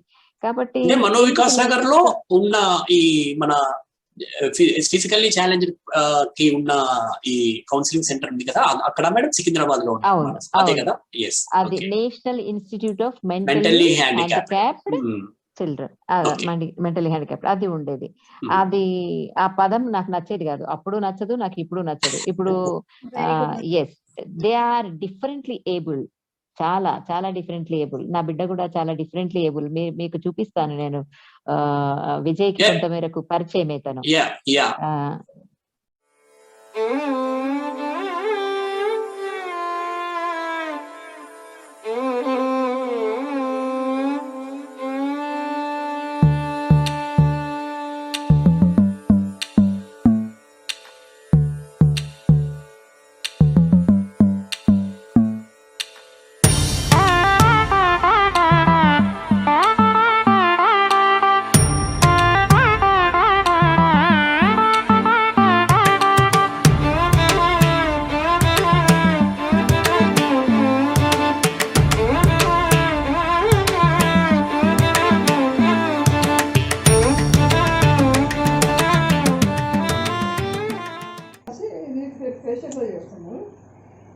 ఇలా కూడా ఫ్రూట్స్ యాడ్ అవుతాయి. ఫ్రూట్స్ యాడ్ అవుతాయి. ఇట్లా కీరా, ఇందులో ఫ్రూట్స్ ఇవి కీరా, క్యారెట్, టొమాటో, ఏదైనా ఫ్రూట్స్ అన్నా పర్వాలేదు. ఎమర్జెన్సీ కంటే ఇది. ఓకే, ఇది లెంగిల్ మిల్క్. ఓకే, లెంగిల్ మిల్క్. ఇది స్కిన్ టోనర్. ఇదేమో ఫేస్ క్లీన్ చేయడానికి, ఫేషియల్ మసాజ్ చేయడానికి వాడతాం. ఓకే, ఇప్పుడు ఫేషియల్ స్టార్ట్ చేద్దాం. రైట్. ఒకసారి పెట్టమని.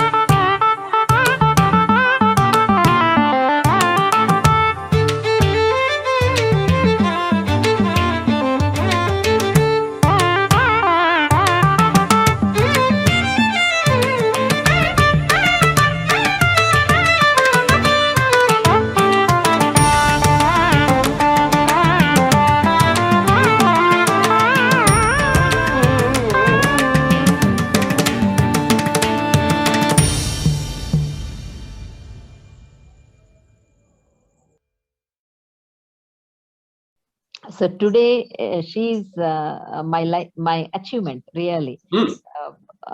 అయితే అక్కడ ఏం జరిగిందంటే నాకే సైకాలజీ, నేనే ఎందుకు చేయకూడదు సైకాలజీ? అక్కడ ఎవరు ఇస్తున్నారు ట్రైనింగ్? సైకాలజిస్టులు ఇస్తున్నారు. మీరు ఇలా ఉండాలి ఇలా ఉండాలని చెప్తున్నారు, కొన్ని మాడ్యూల్స్ చెప్తున్నారు. నేనే ఎందుకు సైకాలజీ చేయకూడదు అన్న ఆలోచన నన్ను సైకాలజీ వైపుకి మళ్ళించింది. సో నేను ఎంఎస్సి సైకాలజీ మద్రాస్ యూనివర్సిటీ నుంచి డిస్టెన్స్ మోడ్ లో కంప్లీట్ చేసుకున్నాను. చాలా ఆఫ్టర్ యువర్ పీజీ అంటే డబుల్ పీజీ కదా ఇది, అంటే తెలుగు అయిపోయిన తర్వాత తెలుగు అయిపోయిన తర్వాత ఎంఎడ్ కూడా అయిపోయింది, ఎంఈడి అయిపోయింది.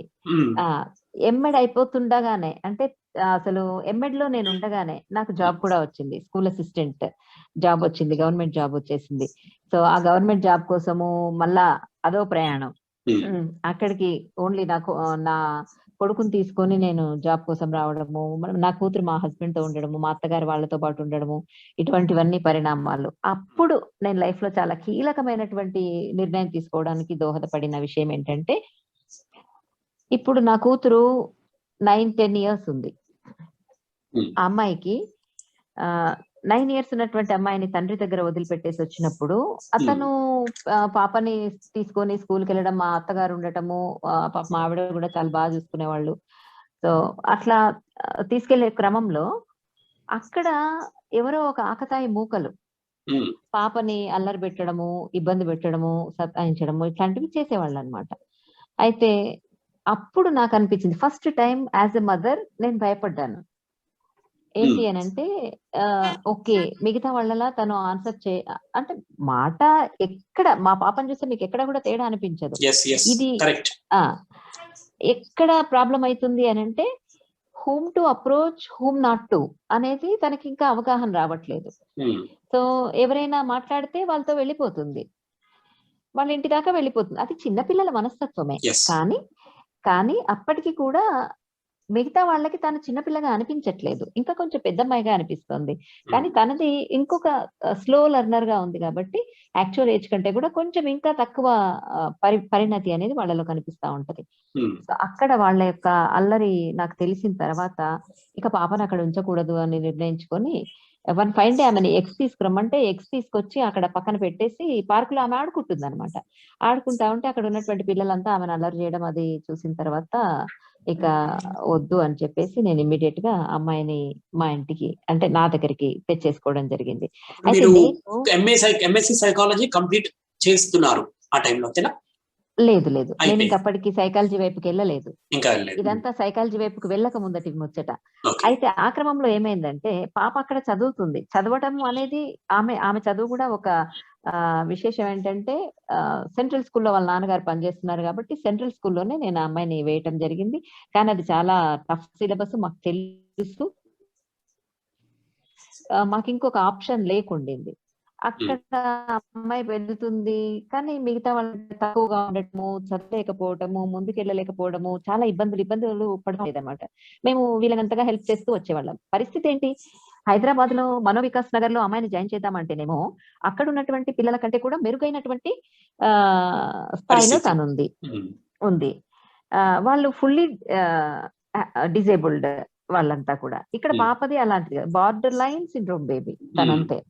కాబట్టి అది వాళ్ళలో కలవదు. వాళ్ళు అంటే అక్కడ ఉన్నటువంటి పిల్లలు ఇలా చొంగ కార్చుకుంటూ కొంచెం ఫీచర్స్ కూడా డిఫరెంట్ గా ఉండి అట్లా ఉండేవాళ్ళు. ఆ అమ్మాయి నన్ను అడిగేది అనమాట, అమ్మ నన్ను ఎందుకు అక్కడ జాయిన్ చేసినావు, నేను కూడా వాళ్ళలాగానా, నాకు తెలివి లేదా, నన్ను ఎందుకు అక్కడ జాయిన్ చేసినావు అని అడిగేది. చాలా చాలా హృదయం Yes. మెలిపెట్టేటటువంటి పరిస్థితి, Yeah, చాలా I దుఃఖం understand. వచ్చేటటువంటి పరిస్థితి. ఇక్కడ తీసుకొచ్చి నార్మల్ స్కూల్లో వేస్తే నార్మల్ స్కూల్లోనేమో వాళ్ళతో పాటుగా పరిగెత్తలేదు, చదవలేదు. ఐ మీన్ పరిగెత్తడం అంటే ఆ స్పీడ్ ని తను అందుకోలేదు. స్పెషల్ చిల్డ్రన్ లో వేద్దామంటే వాళ్ళని అనుకరించి తాను అట్లా చొంగగార్చినట్టు చేయటము, అట్లా మాట్లాడడానికి ప్రయత్నించడం ఇది జరిగేది. తర్వాత చాలా హ్యూమిలియేషన్ ఫీల్ అయ్యేదన్నమాట. ఎందుకు నన్ను అక్కడ పంపుతున్నారు, నాకు లేదా తెలివి లేదా, నన్ను ఎందుకు ఇలా దేవుడు పుట్టించాడు, ఇలాంటి ప్రశ్నల దాకా వచ్చింది. సో ఇదంతా బాగలేదు అని చెప్పేసి, అప్పట్లో నాకు అంత నాలెడ్జ్ లేదు ఇంటిగ్రేటెడ్ స్కూల్స్ లో వేయొచ్చు అంటే, మన స్కూల్స్ లోనే వేస్తూ ఆమెకి స్పెషల్ సిలబస్లు ఇవి ఉంటాయనేంత నాలెడ్జ్ లేదు.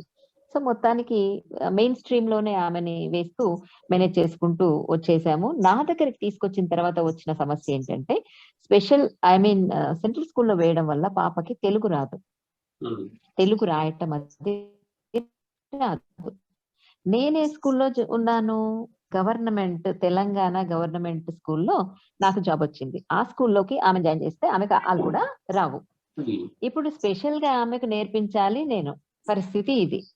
సో ఇప్పుడు ఏం చేయాలి అన్న ఆలోచనతోటి వెంటనే నేనున్నటువంటి ఏరియాని షిఫ్ట్ అయిపోయి, మళ్ళీ ఒక కేవీ ఉన్నటువంటి అంటే కేంద్రీయ విద్యాలయ ఉన్నటువంటి ఏరియాకి షిఫ్ట్ అయిపోయి, అక్కడ స్కూళ్ళలో ఆమెను జాయిన్ చేసి నేను అప్ అండ్ డౌన్ చేయడం మొదలు పెట్టాను అనమాట. ఇది ఒక మలుపు.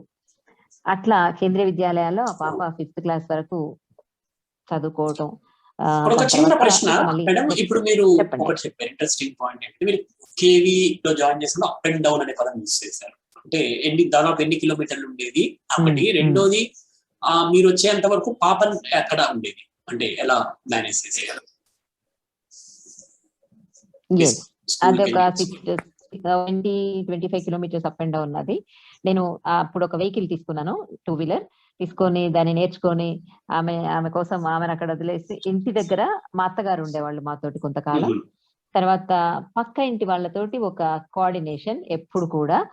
నేను ఆ రోజు నుంచి ఈ రోజు వరకు అవలంబిస్తున్న మెథడ్ ఏంటి మా పాప గురించి అని అంటే, నా చుట్టూ ఒక మంచి వరల్డ్ ని సృష్టించి పెట్టుకోవటం, ఒక స్నేహపూర్వకమైన, ఒక బాధ్యతాయుతమైన, ఒక పాజిటివ్ వరల్డ్ ని నా చుట్టూ క్రియేట్ చేసుకోవాల్సిన అవసరం అనేది ఉంది. కాబట్టి నేను ఎప్పుడు కూడా నా చుట్టూ ఉన్న వాళ్ళంతా ప్రాణం ఇచ్చే మనుషులుగా ఉంటున్నారు ఎప్పుడు. అలాంటి వాతావరణంలో పాపని సెక్యూర్డ్ గా ఉంచడం చేశాను అనమాట.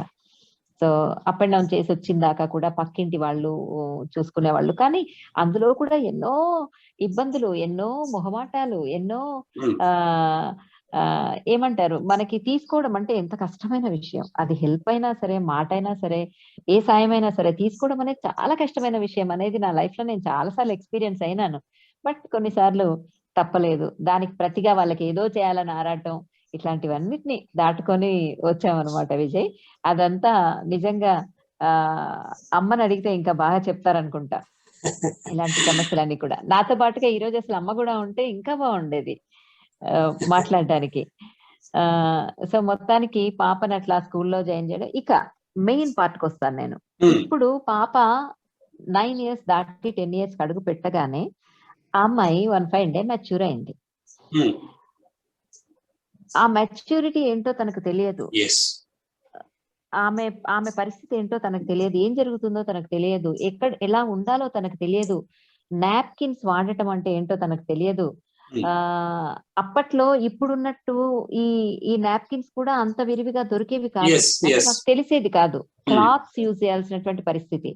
సో అప్పుడు తల్లిగా మొట్టమొదటిసారి నేను చాలా ఛాలెంజింగ్ పరిస్థితిలోకి వచ్చేసాను అనమాట. ఆమెని అసలు నెలసరి మొదలైంది అని అంటే, పీరియడ్ స్టార్ట్ అయినాయంటే ఆమెను నేనే కనుక్కోవాలి, ఆపాలి, ఇంట్లో ఆపాలి, కూర్చోబెట్టుకోవాలి, చెప్పాలి. ఇటువంటివన్నీ చాలా చాలా కష్టంగా ఉండేది. నేనే ఉతకాలి, ఆమె బట్టలన్నీ కూడా నేనే ఉతకాలి, చూసుకుంటూ ఉండాలి. బయట ప్రజలకి నిజంగా చెప్తున్నాను, కొంతమంది ఎంత మెర్సిలెస్ గా మాట్లాడతారంటే, తల్లి కాదు, ఆమె చూసుకోదు, తెలియదా ఆ మాత్రం కూడా? ఇటువంటివన్నీ పిల్లని బయటకు ఎందుకు పంపించాలి అంటే, ఒక 9 ఏళ్ల అమ్మాయిని ఒక్క క్షణం కూడా బయటికి పంపించకుండా ఉంచడానికి ఆమె చిన్న కుక్క పిల్ల కాదు. ఆమెకు ఆడుకోవాలని ఉంటుంది, ఫ్రెండ్స్ తోటి ఆడుకోవాలని ఉంటుంది, బయటకు వెళ్ళాలని ఉంటది. ఆమెను ఆడుకోవడానికి పంపించాలి, సమయానికి మళ్ళీ పిలిచి ఇంట్లో పెట్టుకోవాలి, అన్నం పెట్టుకోవాలి, మళ్ళీ నా ఉద్యోగ బాధ్యతల్ని నిర్వహించాలి, మళ్ళీ ఇల్లంతా చూసుకోవాలి, పని వాళ్ళని పెట్టుకునేటటువంటి స్తోమతలో ఉండము, గమ్మత్తైనటువంటి పరిస్థితులు. అందుకనే నాకు ఎవరైనా ఇప్పటికీ నేను వాటన్నిటిని అధిగమించి వచ్చిన తర్వాతనేమో నాకు కొంచెం ఈ ఏరియాస్ పట్ల అసహనం పెరిగింది విజయ్. నేను గమనించుకున్నాను నన్ను నేను. ఎక్కడైతే స్త్రీ ఓపికగా ఉండాలి, స్త్రీమూర్తి కదా, మాతృమూర్తి కదా అని ఎవరన్నా మాట్లాడితే నాకు విపరీతమైనటువంటి ఇరిటేషన్ వచ్చేస్తుంది. నాకు ఎక్కడో టచ్ అవుతుంది. ఎందుకు ఓపికగా ఉండాలి, ఎందుకు అసలు ఈ పనులన్నీ ఎవరివి, ఎందుకు చేయాలి వీటన్నిటిని, ఒక్కతే బాధ్యురాలు ఎలా అవుతుంది? నాకు ఎప్పుడు $1000 క్వశ్చన్. ఒక్కరే బాధ్యులు ఎలా అవుతారు? అందుకనే మేడం ఇప్పుడు మీరు ఇలాంటి మీతో చిట్ చాట్ చేయడానికి గల ఇంకొక కారణం ఏంటి అంటే, ఈ పరిస్థితి ప్రతి ఒక్కరికి తెలియాలి.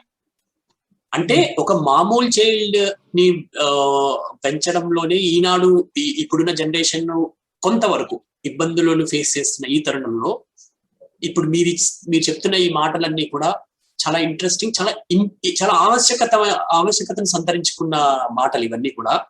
ఒక స్పెషల్ చైల్డ్ దట్టు నాకు అనిపించిన అభిప్రాయం ఏంటంటే, ఒక స్పెషల్ చైల్డ్ మేల్ అయితే ఒక రకంగా, ఫీమేల్ అయితే ఇంకొంచెం ఎక్స్ట్రా కేర్ ఇప్పుడున్న సమాజం పరిస్థితుల్లో నేననేది. అలాగే ఇంకా మరి మీరు చెప్పిన ఇప్పుడు ఇటువంటి సమస్యలు కొన్ని ఎక్స్ట్రా ఉంటాయి కాబట్టి దీనికి మీ మాటను ఒక సొల్యూషన్ కావాలనేదే నేను కానీ సింధు కానీ అనుకుంటున్న విషయం అన్నమాట. ఓకే, యాక్చువల్లీ నేను ఈ క్వశ్చన్ మిమ్మల్ని కూడా అడగాలి. ఎందుకనంటే బీయింగ్ స్పెషల్లీ ఏబుల్డ్ పర్సన్స్, మీరు కూడా మీ లైఫ్ లో ఎన్నో వీటన్నిటి గుండా మీరు నడిచొచ్చుంటారు, రకరకాలైనటువంటి పరిస్థితులను ఎదుర్కొని ఉంటారు. విజయ్, నువ్వు ఒక సెక్యూర్డ్ పేరెంట్స్ అంటే చక్కటి క్రమశిక్షణతో ఉన్నటువంటి పేరెంట్స్ పెంచినప్పటికీ కూడా నీకున్నటువంటి అనేకమైనటువంటి డౌట్స్ తీరడానికి ఎన్ని రకాలైనటువంటి ప్రయత్నాలు చేసి ఉంటావో, ఎంతమందిని అడిగి ఉంటావో, అది అబ్బాయిగా నీకు కొన్ని ఫీజిబిలిటీ ఉంటాయి. నిజంగా నువ్వు అడిగితే ఎవరైనా సమాధానం చెప్పితే చెప్తారు, లేకపోతే చిన్నోడి కాబట్టి అయిపోరా విధవా నీకెందుకు ఇవి అని మాట్లాడగలుగుతారు. కానీ సింధు పరిస్థితి వేరు. గర్ల్, ఆమె ఎంత సెన్సిటివ్ పరిస్థితుల నుంచి బయటికి వచ్చి ఉంటది. ఇప్పుడు నేను నా కూతురికి ఏం జరిగింది చూసుకోవడానికి నిజం చెప్పాలంటే yes, I can proudly say that ఒక పరిణతితో కూడినటువంటి మదర్ ని నేనున్నాను. అప్పుడున్నటువంటి పరిస్థితుల్లో అయినా సరే, ఎప్పుడైనా సరే కొన్ని ఛాలెంజ్ గా తీసుకున్నాను, ఆమెని పెంచుకోవడానికి ముందుకు ఉన్నాను. కానీ సింధు ఒక గర్ల్ గా వాళ్ళ మదరు ఆమెని తనకు అర్థం కావడానికి, తనకు అర్థమయ్యేటట్టు చెప్పడానికి, లేకపోతే తను ఉన్నటువంటి పరిస్థితి నుంచి తనని సేఫ్ చేయడానికి ఎన్ని ఇబ్బందులు పడి ఉంటారో సింధుని కూడా నేను ఒకసారి తెలుసుకోవాలనుకుంటున్నాను ఈ సందర్భంగా. డెఫినెట్లీ. వెల్ మేడం, తప్పకుండా. విజయ్ గారికి లాగే నాకు కూడా I'm fortunate enough to be blessed with good parents. చాలా కేరింగ్ గా ఉంటారు. అండ్ మై మదర్ అంటే అన్ని బాగా ఎక్స్ప్లెయిన్ చేసేవాళ్ళు. అండ్ మీరు చెప్పినట్లుగానే అంటే మెంటలీ రిటార్డెడ్ మాత్రమే కాదు, even for people with vision impairment, అది అంటే it is difficult for us to identify those important days. I think you are understanding what I yam.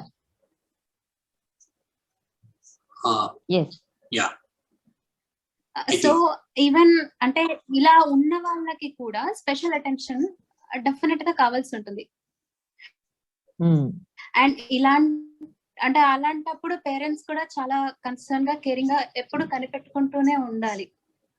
We never know కదా what happens అన్నది. So even if we know అంటే ఒక్కొక్కసారి మనకు తెలిసినా కూడా అన్ని కంటి చూపుతో అవసరం అయ్యేవి కొన్ని ఉంటాయి. సో అలాంటి వాటికి పేరెంట్స్ అవసరం చాలా, ఎస్పెషల్లీ మదర్ అవసరం చాలా ఉంటుంది. అండ్ ఫార్చునేట్ ఇనఫ్ అమ్మ ఎప్పుడు విసుక్కునేది కాదు, అలా ఏమీ చేసేది కాదు. బట్ మీరు అంటే మీ చైల్డ్ కి ఫేస్ చేసిన విషయాలే అమ్మ కూడా ఫేస్ చేసింది. అంటే ఎవరి కోసం చేస్తుంది, ఏం చేస్తుంది, ఖచ్చితంగా చేయాలి కదా అన్నది. అంటే అక్కడ బ్రాడ్ మైండెడ్నెస్ ఉండదు, జనరల్ గా ఎవరికి ఉండదు. ఒక చిన్న మాటతో చేస్తుంది ఏంటి అన్నది. అవును అవును. కాకపోతే అమ్మ కూడా అదే సో అమ్మ కూడా ఎవరేమనుకుంటే నాకెందుకు, నేను నా పిల్లకి నేను చూసుకున్నాను. సో ఇలాంటి అటిట్యూడ్ ఉంటుంది. So I'm blessed to have a mother like that. Maybe అసలు బట్ ఐ అగ్రీ, అందరికి ఇలాంటి పేరెంటింగ్ ఉండొచ్చు. నేను సింధు అండ్ లక్కీ, అంటే మీ ముగ్గురం చాలా లక్కీ. అయితే నాకు ఇక్కడ ఒక క్వశ్చన్ వస్తుంది ఏంటంటే, నేను రెబల్, నువ్వు రెవల్యూషనరీ అని అంటారు, కానీ మీరే చెప్పాలి ఏంటంటే ఇప్పుడు స్వాభావికమైన విషయాల పట్ల ప్రత్యేక దృష్టి ఎందుకు? ఇది నా బాధ. ఇప్పుడు సపోజ్ ఒక అమ్మాయి పీరియడ్స్ లో ఉంది, కొంత మరకైంది, ఒక స్ట్రెయిన్ అయింది, దాని గురించి పెద్ద అవ్వా చర్చలు ఎందుకు? ఇంకొకటి ఇక్కడ ఒకటి చాలా ఇంపార్టెంట్ విషయం మేడం, అది చాలా చాలా చాలా important. And one more important thing ఏంటంటే, ఇది ఒక డిజేబుల్డ్ ఈ ఛాలెంజర్ పర్సన్స్ కి సంబంధించిన విషయమే కాదు, మామూలుగా ఉన్న వాళ్ళకి కూడా ఈ ఎడ్యుకేషన్ చాలా అవసరం. నేను ఒక చిన్న ఎగ్జాంపుల్, మా మదర్ నన్ను ఏ విధంగా ఎడ్యుకేట్ చేశారని, మేము I think 9th or 10th లో ఉన్నప్పుడు ఒక అమ్మాయి, అంటే మా క్లాస్మేట్ నార్మల్ అమ్మాయి చదువుకోలేదని పనిష్మెంట్ ఇచ్చారు. But at that time she was in periods. So వాళ్ళ పేరెంట్స్ వచ్చారు, బాగా స్కూల్ మేనేజ్మెంట్ క్వశ్చన్ చేశారు. అన్నప్పుడు నేను మదర్ని అడిగాను, మేము తప్పు చేస్తేమో మమ్మల్ని కొట్టాలి, ఆ అమ్మాయి తప్పు చేస్తే అమ్మాయిని నీళ్ళలో చేయించకూడదు ఎందుకు అంటే తెలియదు కదా. That's what I'm saying.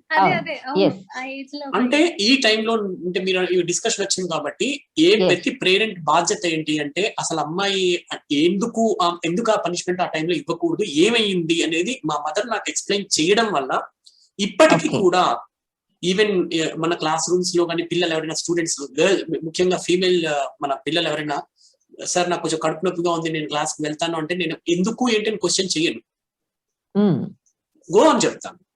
That is what sensitized because personality. That credit goes to my mother who educated me very well.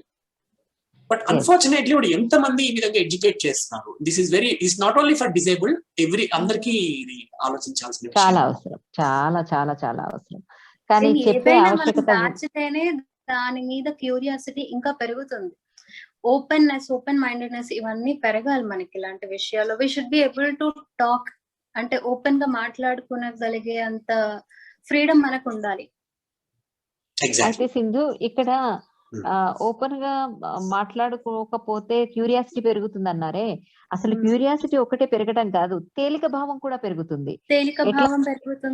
And ఒక్కొక్కసారి తప్పులు జరిగే అవకాశాలు కూడా ఉంటాయి. అంటే ఏ సిచ్యువేషన్ లో ఏ స్టెప్ తీసుకోవాలో తెలియదు, ఎవరిని అడగాలో తెలియదు, వీళ్ళని అడిగితే వీళ్ళు ఏమనుకుంటారు.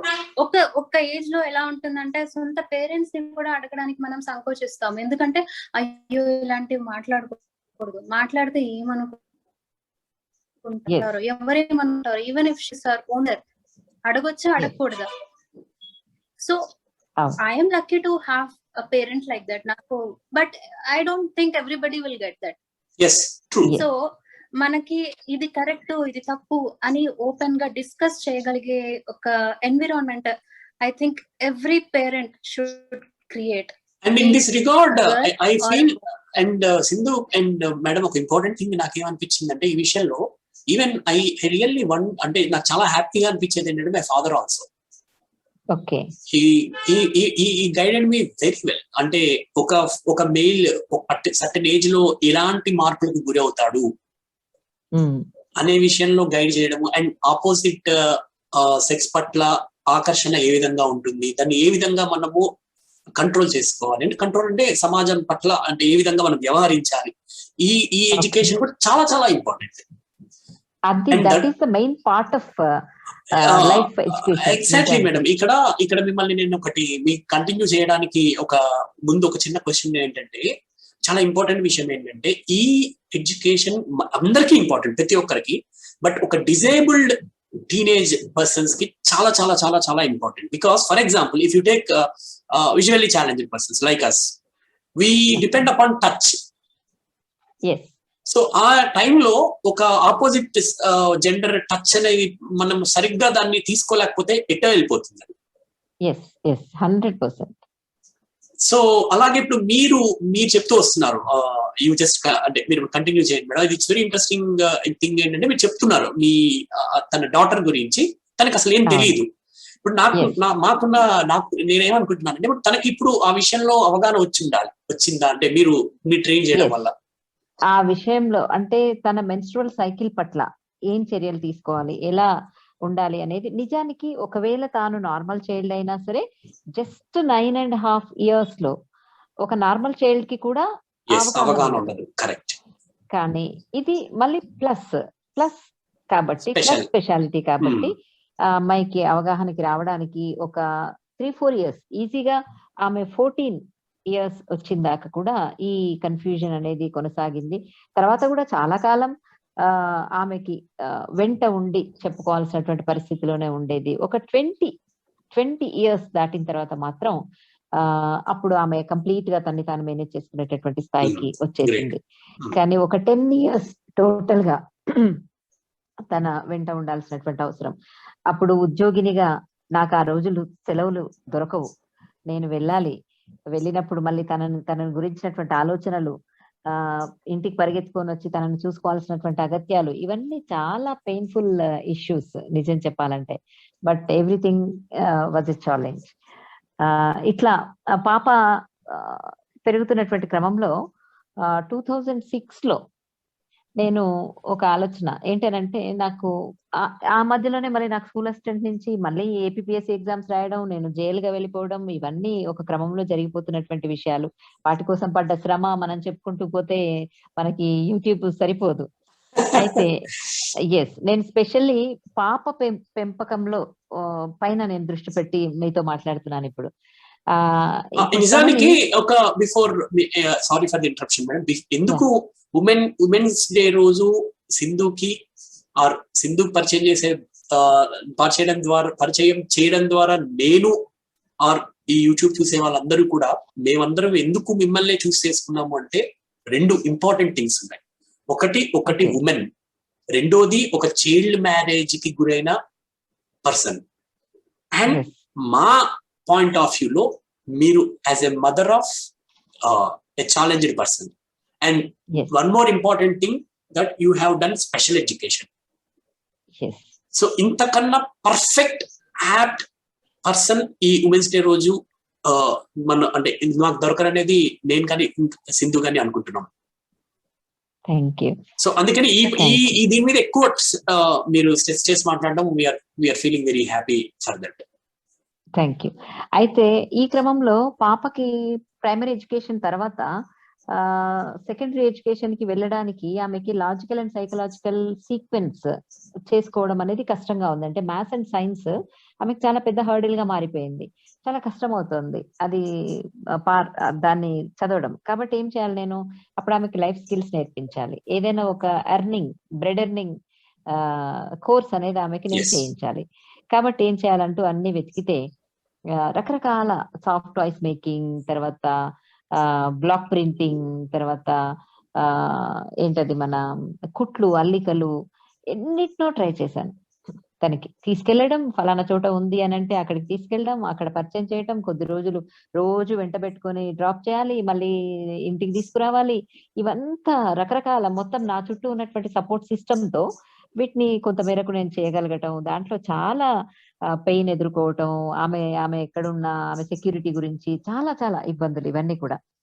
వన్ ఫైన్ డే నాకేమర్థమైందంటే, ఒకసారి ఆమెను తీసుకెళ్లి గుడి, దేవుడు ఆమె చాలా ఆసక్తి చూపించేదనమాట. తీసుకెళ్లి ఒక గుళ్ళో కూర్చున్నాను. నేనేమో బేసికల్లీ దేవుడు, గుళ్ళు ఇటువంటి వాటికి నేను దూరంగా ఉంటాను. మేబీ మా తాతగారు గాని వీళ్ళంతా కమ్యూనిస్టులు అయ్యి ఉండడం వల్ల ఆ భావజాలం ఏమో తెలియదు కానీ నాకు సమాధానం అనేది సరిగ్గా నాకు దొరికితేనే నేను దేన్నైనా నమ్మే తత్వం. మా అమ్మ దండం పెట్టమంటే దేవుడికి కూడా ఉంటే చూపించి పెడతాను అనేదాన్ని. అయితే ఆ సింధు మిస్ అయింది విజయ్. అవును madam 1 minute. Yeah okay. Okay madam. అయితే పాపకి సరైనటువంటి ఏరియా వెతకడంలో అట్లా ఒకసారి గుళ్ళో కూర్చున్నప్పుడు నాకు అనిపించింది అనమాట. ఓకే, పరిస్థితి ఏంటి అంటే తను సెక్యూర్డ్గా ఉండాలి, నాకు ఎక్కడ వెళ్ళినా కూడా ఉండాలి అని అంటే అదంతా కూడా ఒకవేళ విమెన్ ఏరియా అయి ఉంటే ఎలా ఉంటుంది? ఇది చాలా బాగుంటుంది. ఎందుకంటే పాప గుళ్ళో కూర్చున్నా సరే అబ్బాయిలు, మగవాళ్ళు, బాబాయిలు, తాతలు అని ఎవరైనా కనిపిస్తే వెళ్ళి వాళ్ళ దగ్గర కూర్చునేది అనమాట. ఇట్లా ఉండకుండా ఉండాలి అని అంటే తనకి నేను ఎంచుకున్నటువంటి ఏరియాలో మేల్ ప్రమేయం చాలా తక్కువగా ఉండేటట్లు చూసుకుంటే సెక్యూర్డ్ గా ఉంటుంది అనేది నేను డిసైడ్ అయిపోయి వెంటనే బ్యూటీ పార్లర్, బ్యూటీషియన్ కోర్స్ ఆమెకు బెస్ట్ ఉంటుంది అని చెప్పేసి డిసైడ్ అయిపోయినాను. సో ఆ క్రమంలో నాకు 2006 లో సరూర్ నగర్ ట్రాన్స్ఫర్ కావడం జరిగింది. సరూర్ నగర్ ట్రాన్స్ఫర్ కాగానే ఇమ్మీడియట్లీ నేను తీసుకున్నటువంటి చర్య ఏంటంటే ఆమెను తీసుకుని వెళ్ళి నా కాలేజ్ మార్గంలో ఉన్నటువంటి ఒక బ్యూటీషియన్ దగ్గరికి తీసుకెళ్లి ఆమెను రిక్వెస్ట్ చేసి, మీకు ఎంత ఫీజు ఇమ్మన్నా నేను ఇస్తాను, నా కూతురికి మీరు ఎన్ని సంవత్సరాలైనా నేర్పించండి, రోజు నేను తీసుకొచ్చి దిగబెట్టి వెళ్తాను, మీరు నేర్పించండి, మీరు ఏ పనన్నా చేయించండి, నేను దేనికి అడ్డు చెప్పను, మీరు పార్లర్ ఊడిపించండి, తూడిపించండి, కడిగించండి, ఏమైనా చేయండి మీరు, కాకపోతే అమ్మాయికి ప్రేమగా నెమ్మదిగా చెప్పండి అంటే ఆమె వందనకి నేను జీవితాంతం రుణపడి ఉంటాను.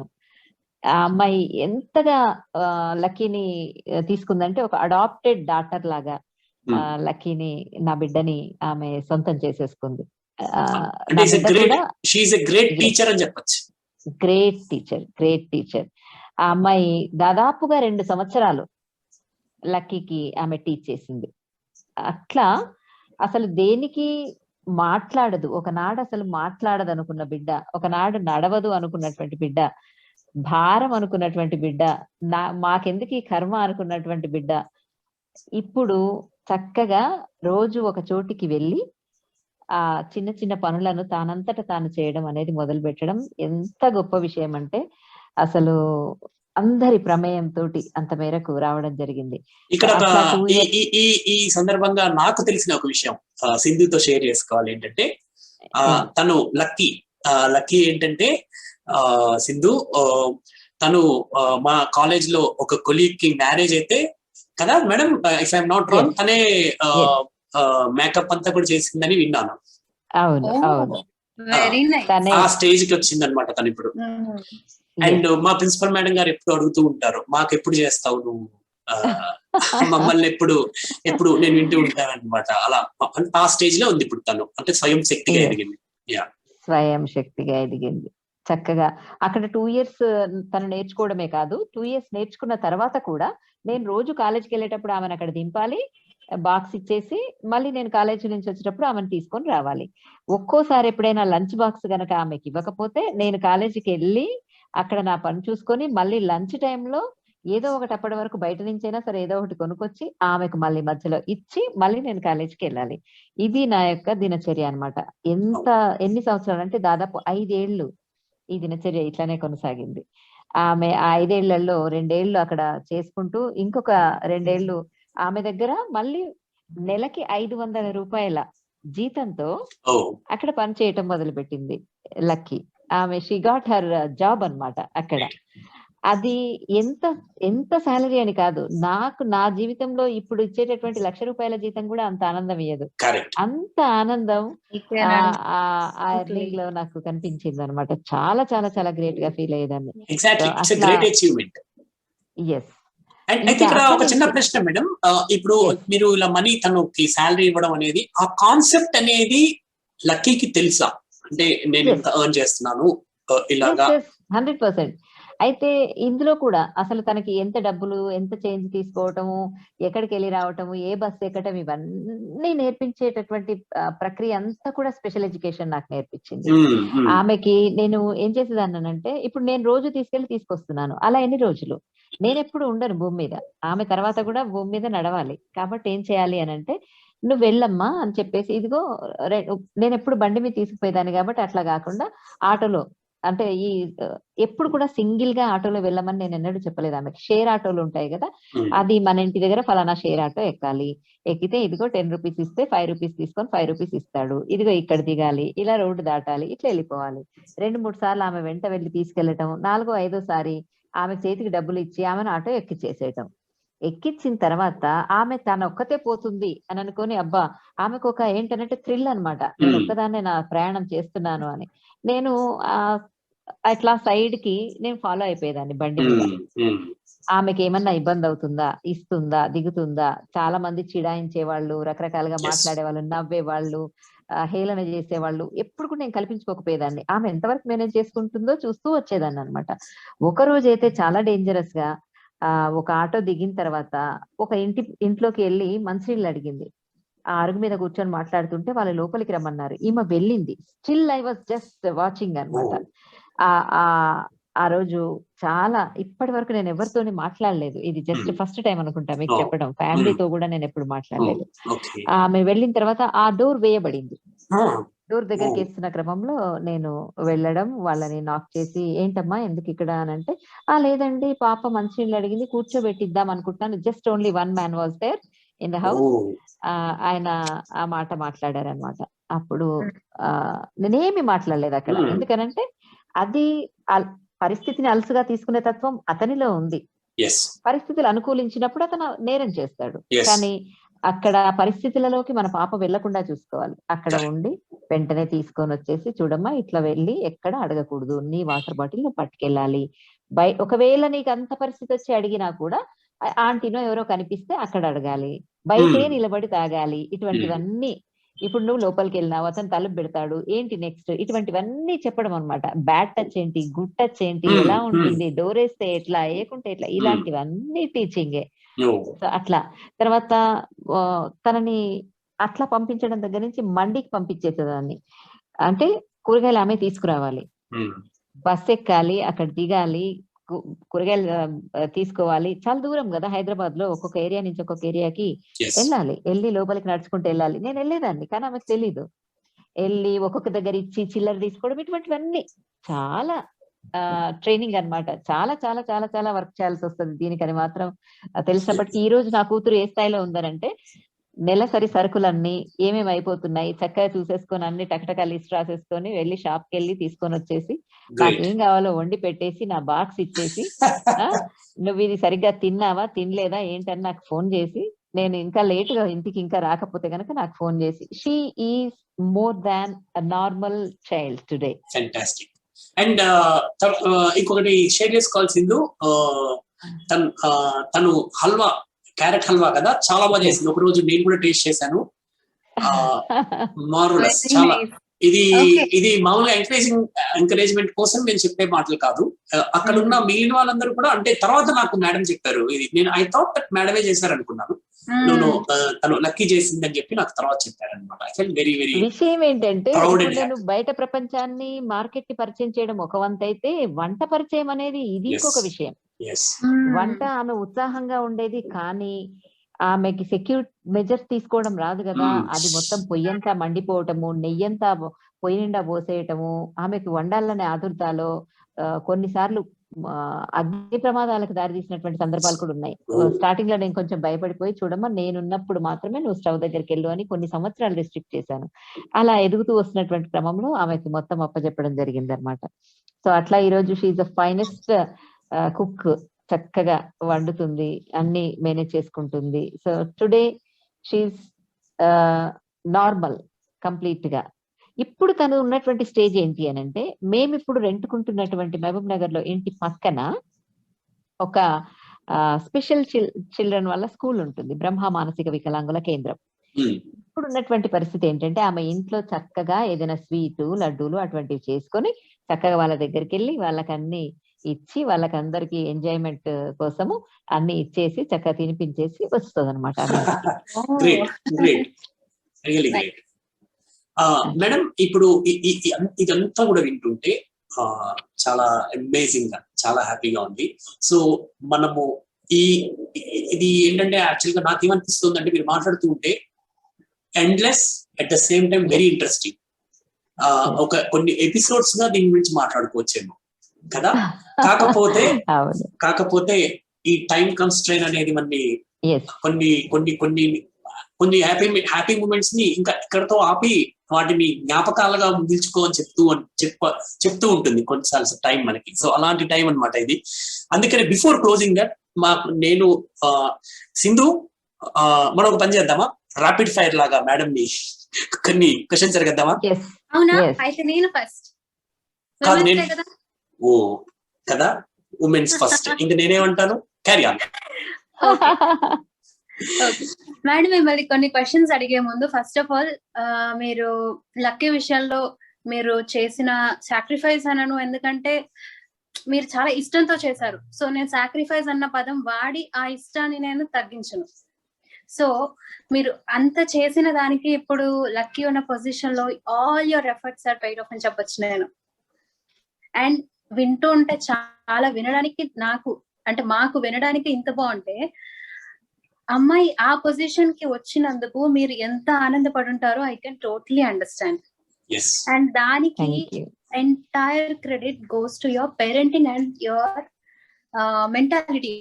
అంటే దేన్ని ఎలా పర్సీవ్ చేయాలి అంటే ముందు మనం ఒకళ్ళకి ట్రైన్ చేయాలన్నా, వాళ్ళకి ఏం కావాలో చెప్పాలన్నా వాళ్ళ స్టేజ్ లోకి మనం వెళ్ళి మనము వాళ్ళని అర్థం చేసుకున్నప్పుడు మాత్రమే వాళ్ళకి ఏం కావాలో మనం చెప్పగలుగుతాం.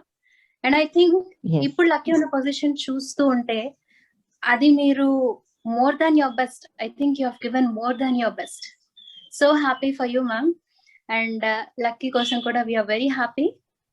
అండ్ నౌ ఇప్పుడు అడుగుదాం కొన్ని క్వశ్చన్స్. మేడం యాక్చువల్ గా అందరూ డిజబిలిటీ డిజబిలిటీ డిజబిలిటీ అంటూ ఉంటారు, బట్ నేను ఇంతసేపటి నుంచి మీతో మాట్లాడుతూ ఉన్నాను, బట్ మీరు స్పెషల్ చైల్డ్ అన్నారు, లేకపోతే స్పెషల్ అన్నారు, ఇంకా పెద్దవాడు స్పెషల్ చైల్డ్.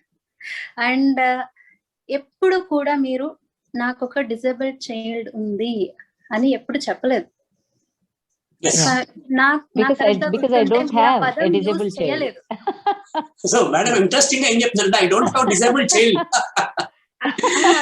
ఎప్పుడు చెప్పలేదు. అందరూ అనొచ్చు అంటే మాలోనే, అంటే డిజబిల్డ్ గా ఉన్న వాళ్ళే అనొచ్చు ఉన్నదాన్ని ఒప్పుకుంటే తప్పేంటి అని. ఉన్నదాన్ని ఒప్పుకోవడం వేరు, దానికి డిజేబుల్డ్ అని పేరు పెట్టడం వేరు. వీఆర్ ఏబుల్డ్ అంటే అందరూ ఏదో ఒక విధంగా డిజేబుల్డ్ గానే ఉంటారు. ఇప్పుడు అన్ని ఆర్గన్స్ కరెక్ట్ గా ఉన్న వాళ్ళు వాళ్ళ ఐక్యూ లెవెల్స్ తక్కువగా ఉంటాయి, ఆర్ మేబీ వాళ్ళు చాలా ఫ్యాట్ గా ఉంటారు. సో నేను వాళ్ళ దగ్గరికి వెళ్ళి you're disabled just because you're not healthy, you're not physically fit, you're disabled just because your IQ levels are not good అంటానా? అనను. ఎందుకంటే సొసైటీలో అలా ఎప్పుడు లేదు. బట్ వై ఒక ఆర్గాన్ లేనందుకు డిజేబుల్డ్ అని ఎందుకు మార్క్ చేశారు? What do you mean by disability, madam? ఇప్పుడు నేను అడగాల్సిన క్వశ్చన్ అది. మీ ఉద్దేశంలో డిజబిలిటీ అంటే ఏంటి? డిజబిలిటీ అంటే నా ఉద్దేశంలో ఏంటంటే ఎబిలిటీని గుర్తించలేని తనమే perfect disability. Wonderful. So actual గా మేడం ఇక్కడ madam sorry to disturb madam, మీకు సింధు చాలా ఎక్సైటింగ్ గా ఎందుకుంది అంటే we used to అంటే మేము మాట్లాడుకునేటప్పుడు సరదాగా ఒకళ్ళొకళ్ళు టీస్ చేసుకుంటాం అన్నమాట, అంటే జస్ట్ ఫర్ ఫన్. సో అప్పుడు no I'm not at all disable అని చెప్పి చాలా ఇప్పుడు మీరు దాన్ని చాలా నీట్ గా చెప్పడంతో not only she we are very happy for that. Everyone of us very happy with your words. Yeah, please carry on, madam.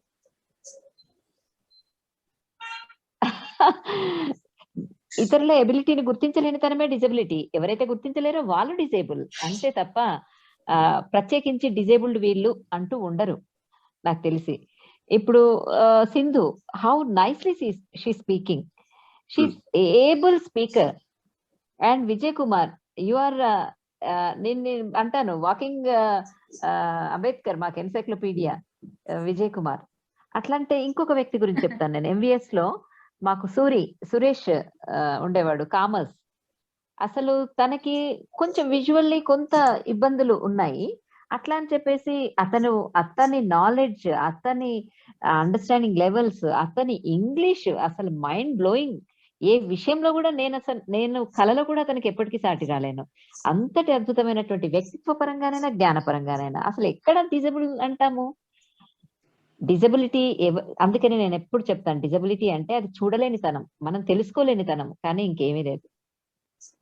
Thank you very much madam. Sindhu, ఇప్పుడు నేను తీసుకోవచ్చా ఛాన్స్ క్వశ్చన్ అడగడంలో? ఉమెన్స్ డే సందర్భంగా నీ permission తీసుకోండి. Okay తీసుకోండి, it's okay, permission granted. Thank you. So ఒక disabled mother గా, అంటే సారీ ఆ మాట నేను అనను, ఒక స్పెషల్ చైల్డ్ కి మదర్ గా మీరు ఈ సొసైటీకి కానీ ఈ గవర్నమెంట్స్ దగ్గర నుంచి కానీ మీరు ఏం కోరుకుంటున్నారు ఒక మదర్ గా? ఒక చైల్డ్ ఈ ఆఫ్ విషయం ఖచ్చితంగా చర్చించాల్సిన విషయం. Thank you for asking this question. ఎందుకనంటే ఇప్పుడు మనకి జెండర్ గుర్తించడంలోనే రకరకాల సమస్యలు ఎదుర్కొంటుంది గవర్నమెంట్. అంటే male and female box sex అనే చోట మేల్ అండ్ ఫీమేల్ ఇచ్చి థర్డ్ జెండర్ ని ఇంక్లూడ్ చేయడానికి ఇంత తిప్పలబడ్డ గవర్నమెంట్ డిజబిలిటీకి కొంత రిజర్వేషన్స్ ఇస్తున్నారు. కానీ అందులో కూడా visually impaired and physically impaired మాత్రమే ఇన్వాల్వ్ చేయబడింది. ఇక్కడ మనకి మెంటల్లీ ఇంపైర్డ్ అంటే మెంటల్ డిజబిలిటీకి స్థానం లేదు. తర్వాత వాళ్ళు అన్ని రకాలైనటువంటి జాబ్స్ కి, అన్ని రకాలైనటువంటి ఆపర్చునిటీస్ కి దూరం చేయబడుతున్నారు. మెయిన్ స్ట్రీమ్ సొసైటీకి దూరం చేయబడుతున్నారు. వీటన్నిటిని అధిగమిస్తూ అసలు వాళ్ళకి కావలసినటువంటి సదుపాయాలని, అంటే ఇప్పుడు విజువల్ ఇంపైర్డ్ వాళ్ళ కోసము రకరకాల టైప్స్ బోర్డ్స్ ని, green boards, ash colour boards, ఇవన్నిటిని పెట్టాల్సినటువంటి అవసరం ఎంత ఉందో ప్రతి స్కూల్లో కూడా ఒక ఇంక్లూజివ్ ఎడ్యుకేషన్ ఇచ్చేటటువంటి స్పెషల్ ఎడ్యుకేటర్ ని పెట్టాల్సినటువంటి ఆవశ్యకత చాలా చాలా ఉంది. వాళ్ళ కోసం స్పెషల్ స్కూల్స్ వద్దండి. ఇప్పుడు ప్రత్యేకించి ఇప్పుడు విజువల్ ఇంపైర్డ్ ఉన్నారు, వాళ్ళ కోసం స్పెషల్ స్కూల్స్ వద్దు. ఆ చదువు ఆ విధంగా చెప్పించేటటువంటి ఒక చిన్న హెల్ప్ ఇచ్చేటటువంటి ఒక స్పెషల్ ఎడ్యుకేటర్ ఒక స్కూల్లో 3 days, ఒక స్కూల్లో 3 days అలా చెప్పుకుంటూ ఉండేటటువంటి వాడైనా సరే ప్రతి స్కూల్ కి రావడం అనేది అవసరం. ఎందుకంటే ఈ డిఫరెంట్లీ ఏబుల్డ్ పీపుల్ కూడా నార్మల్ స్ట్రీమ్ తోటే కలిసి పెరగాల్సినటువంటి అవసరం ఉందని నేను అనుకుంటున్నాను. ఎందుకంటే వాళ్ళు ఉండాల్సిన ప్రపంచం అదే కదా. ఇప్పుడు ఒక విజువల్ ఇంపైర్డ్ పర్సన్ తోటే బతకడు కదా. ఖచ్చితంగా మిగతా జనం అందరితోటి బ్రతకాలి. మరి అతనితోనే ఎలా మెలగాలి అనేది మిగతా సమాజానికి తెలియాలి కదా. వారితో ఎలా నడవాలి అనేది మిగతా సమాజానికి తెలియకుంటే ఎలా? నిజం చెప్పాలంటే Vijay and Sindhu knows how to behave with me, but some times I don't know how to behave with you 2 people. ఇప్పుడు నేనే కదా ఇక్కడ ఇంపైర్ అవుతున్నాను. అది అందుకని ఇక్కడ ఉన్నటువంటి స్పెషల్లీ ఏబుల్డ్ పర్సన్స్ అందరినీ కూడా మెయిన్ స్ట్రీమ్ ఎడ్యుకేషన్ లో భాగంగా చేయాలి ఒకటి. రెండవది, ప్రభుత్వము కొన్ని ప్రత్యేకమైనటువంటి పథకాలను వీళ్ళ కోసం ప్రకటించాలి. ఉదాహరణకి ఇప్పుడు మన ఇల్లు అనుకోండి, లేకపోతే ఒక స్వయంగా ఉపాధి కల్పించుకోవడానికి ఏమైనా అవకాశాలు అనుకోండి, వీటన్నిటిని ఇవ్వాలి.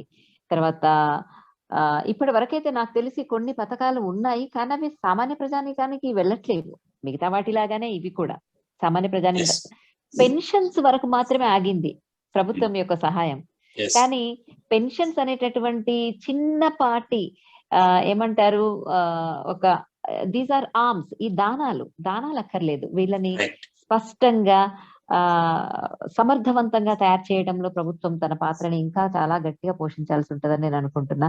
Specially mentally retarded, special children కి మాత్రం, మెంటలీ స్పెషల్ చిల్డ్రన్స్ మాత్రం వాళ్ళ జీవనాన్ని కొనసాగించుకోవడానికి చిన్న చిన్న అన్స్కిల్డ్ జాబ్స్ లో వీళ్ళనే సపరేట్ గా తీసుకోవాలి అనేటటువంటి జీవోస్ లాంటివి కూడా అవసరం అని నేను అనుకుంటున్నాను. Important thing. అండ్ ఫైనల్ గా ఒక లాస్ట్ అండ్ ఫైనల్ ఒక చర్చ ఏంటంటే, మీరు as a mother of special child and అంతకన్నా మించి ఒక స్పెషల్ ఎడ్యుకేషన్ చేసిన ఒక ఉమెన్ గా అండ్ స్పెషల్ చైల్డ్ తో ఉన్న ఎక్స్పీరియన్స్ తో, ఒక స్పెషల్ ఈ ఛాలెంజ్డ్ పర్సన్స్ ఇప్పుడున్న సొసైటీ ఎలా చూస్తుందంటే, సొసైటీ ఛాలెంజ్డ్ పర్సన్స్ ని చూసుకోవాలి అంటే ఒక డెవలప్మెంట్ జరిగేటప్పుడు ఆ డెవలప్మెంట్ లో భాగంగా ఈ స్పెషల్ చైల్డ్ కి ఆ డెవలప్మెంట్ ఫలాల్ని అందించాలి అనే ఒక కాన్సెప్ట్ తో కనిపిస్తుంది మనకి ఇప్పుడున్న సొసైటీ కానీ ఇప్పుడున్న గవర్నమెంట్స్ కానీ. దాన్ని మీరు అంగీకరిస్తారా? లేదా ఈ స్పెషల్ చైల్డ్ కూడా డెవలప్మెంట్ లో వాళ్ళు కూడా they can play their role అని మీరు అనుకుంటున్నారా? ఏది definitely they can play their role, provided వాళ్ళకి కావాల్సినటువంటి అన్ని రకాల సౌకర్యాలను సమకూర్చాలి. అంటే మెయిన్ స్ట్రీమ్ సొసైటీ అవిటితనాన్ని స్పెషల్ చిల్డ్రన్ మీద రుద్దుతుందన్న నా అభిప్రాయం. ఎట్లా అంటే ఇప్పుడు మీరు చేయగలిగేటటువంటి చాలా పనులని ఇంకొక వ్యక్తి చేయలేరు. ఆ విషయంలో మీరు మిగతా సామాన్యులతో ఏమాత్రం తీసిపోరు, వాళ్ళకంటే ఒక అడుగు ముందే ఉంటారు. అలాంటప్పుడు ఈ ఇంక్లూజివ్ డెవలప్మెంట్ లో మీరెందుకు భాగస్వామ్యం కాకూడదు? మేమేదో చేసేసి దాని ఫలాల్ని మీకు ఇవ్వాల్సినటువంటి పరిస్థితిలో మీరు ఉన్నారని మేమెందుకు భావించాలి? ఆ భావించడంలోనే అవిటితనం కనిపిస్తుంది. అదే నేను అంటాను. కాబట్టి ఇక్కడ మెయిన్ స్ట్రీమ్ సొసైటీ ఉన్నటువంటి అన్ని అవకాశాలని సమానంగా అందరికీ అందించాల్సిందే. ఆ అందించడంలో ఒకవేళ వీళ్ళు ఇది చెయ్యలేని పరిస్థితి అని ఏమైనా 1-2 ఉంటే అవి మినహాయించాలి తప్పితే అసలే వాటన్నిటికీ దూరంగా ఉంచేసి మేమేదో చేసి మీకు ఇస్తున్నామని మిమ్మల్ని ఆ భావనలో ఉండడం అనేది సరైనటువంటిది కానే కాదు, ఉండరానేటువంటి విషయం అది. Thank you madam, thank you very much.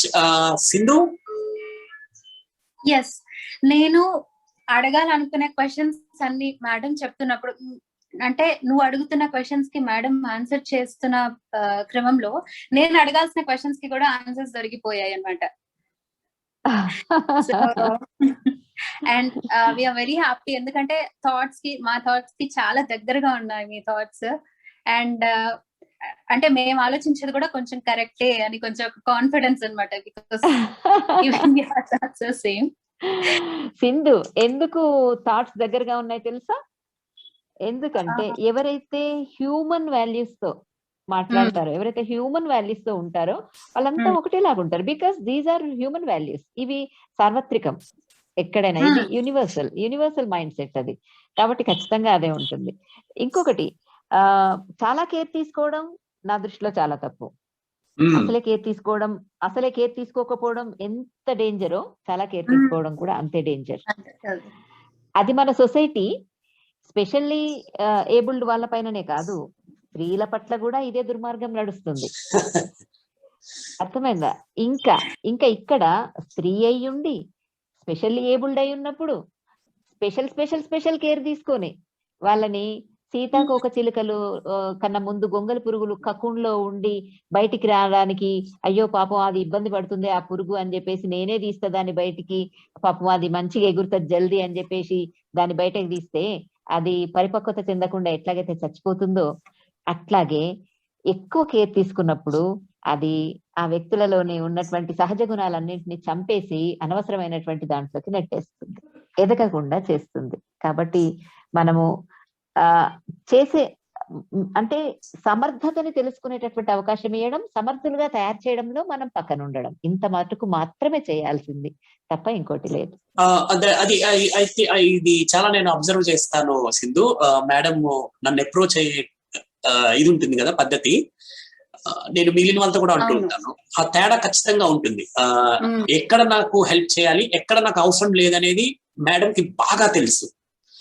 So అది మేడం ఇప్పుడు మాటల్లోనే కాదు, ఈవెన్ యాక్షన్ లో కూడా నేను అది అబ్జర్వ్ చేశాను అనమాట. So we are really very happy madam. ఈ ఉమెన్స్ డే రోజు ఉమెన్ అనే పదానికి మీరు 1 వర్డ్ ఆర్ 1 సెంటెన్స్ లో ఇచ్చే నిర్వచనం. విమెన్ కి ప్రత్యేకమైన నిర్వచనం ఏమీ లేదు నా దృష్టిలో. Women is as simple as any other human being. That's it. ఎందుకంటే ఇది తెలుసుకున్నప్పుడే విమెన్ కి ప్రత్యేకమైన నిర్వచనాలు, విమెన్ యొక్క గొప్పతనాలు ఏంటో చెప్పుకొని ఆమెను ఇంకొక ఏలియన్ చేయకుండా ఉంటారు. అందరిలాగే రక్త మాంసాలుండి చక్కగా ఆలోచించగలిగి స్పందనలు కలిగి ఉన్నటువంటి సహజమైన జీవి విమెన్ కూడా, same as man. That's it. అవయవాల నిర్మాణం వేరు తప్ప ఇంకా ఏవీ వేరు లేదు. Fantastic. So Sindhu, thank you very much. And అంటే thank you very much madam. And Sindhu, నాకేమనిపించిందంటే ఇదంతా విన్న తర్వాత, మేడం చెప్పినంత విన్నుంటే ఇప్పుడు నీకు టైం ఎంత అయింది తెలుసా? ఆల్మోస్ట్ 1.5 hours దాటిపోయింది. దగ్గర నాకు అసలు తెలియలేదు టైం కదా. సో నిజంగానే అంటే మనం మాట్లాడుకున్న అప్పుడు మొదట చెప్పినట్టుగానే ఇది నిజంగా పెద్ద gift. And this talk is definitely never before and ever after one కదా.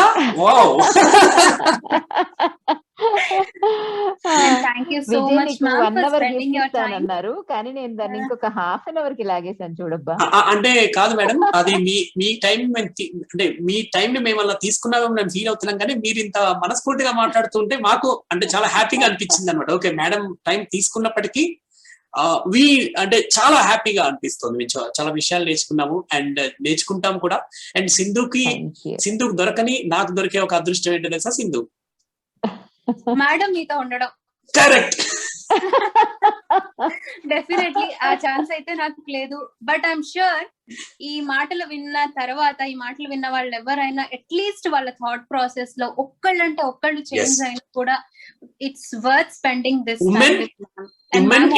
Women in general challenged persons, అంటే ఉమెన్ ఛాలెంజ్ అంటే ఎవరైతే డిజేబుల్డ్ ఉమెన్ ఉన్నారో వాళ్ళ పట్ల కొంతైనా మార్పు వస్తుంది అనేది నేను కూడా నీలాగే I'm also feeling the same.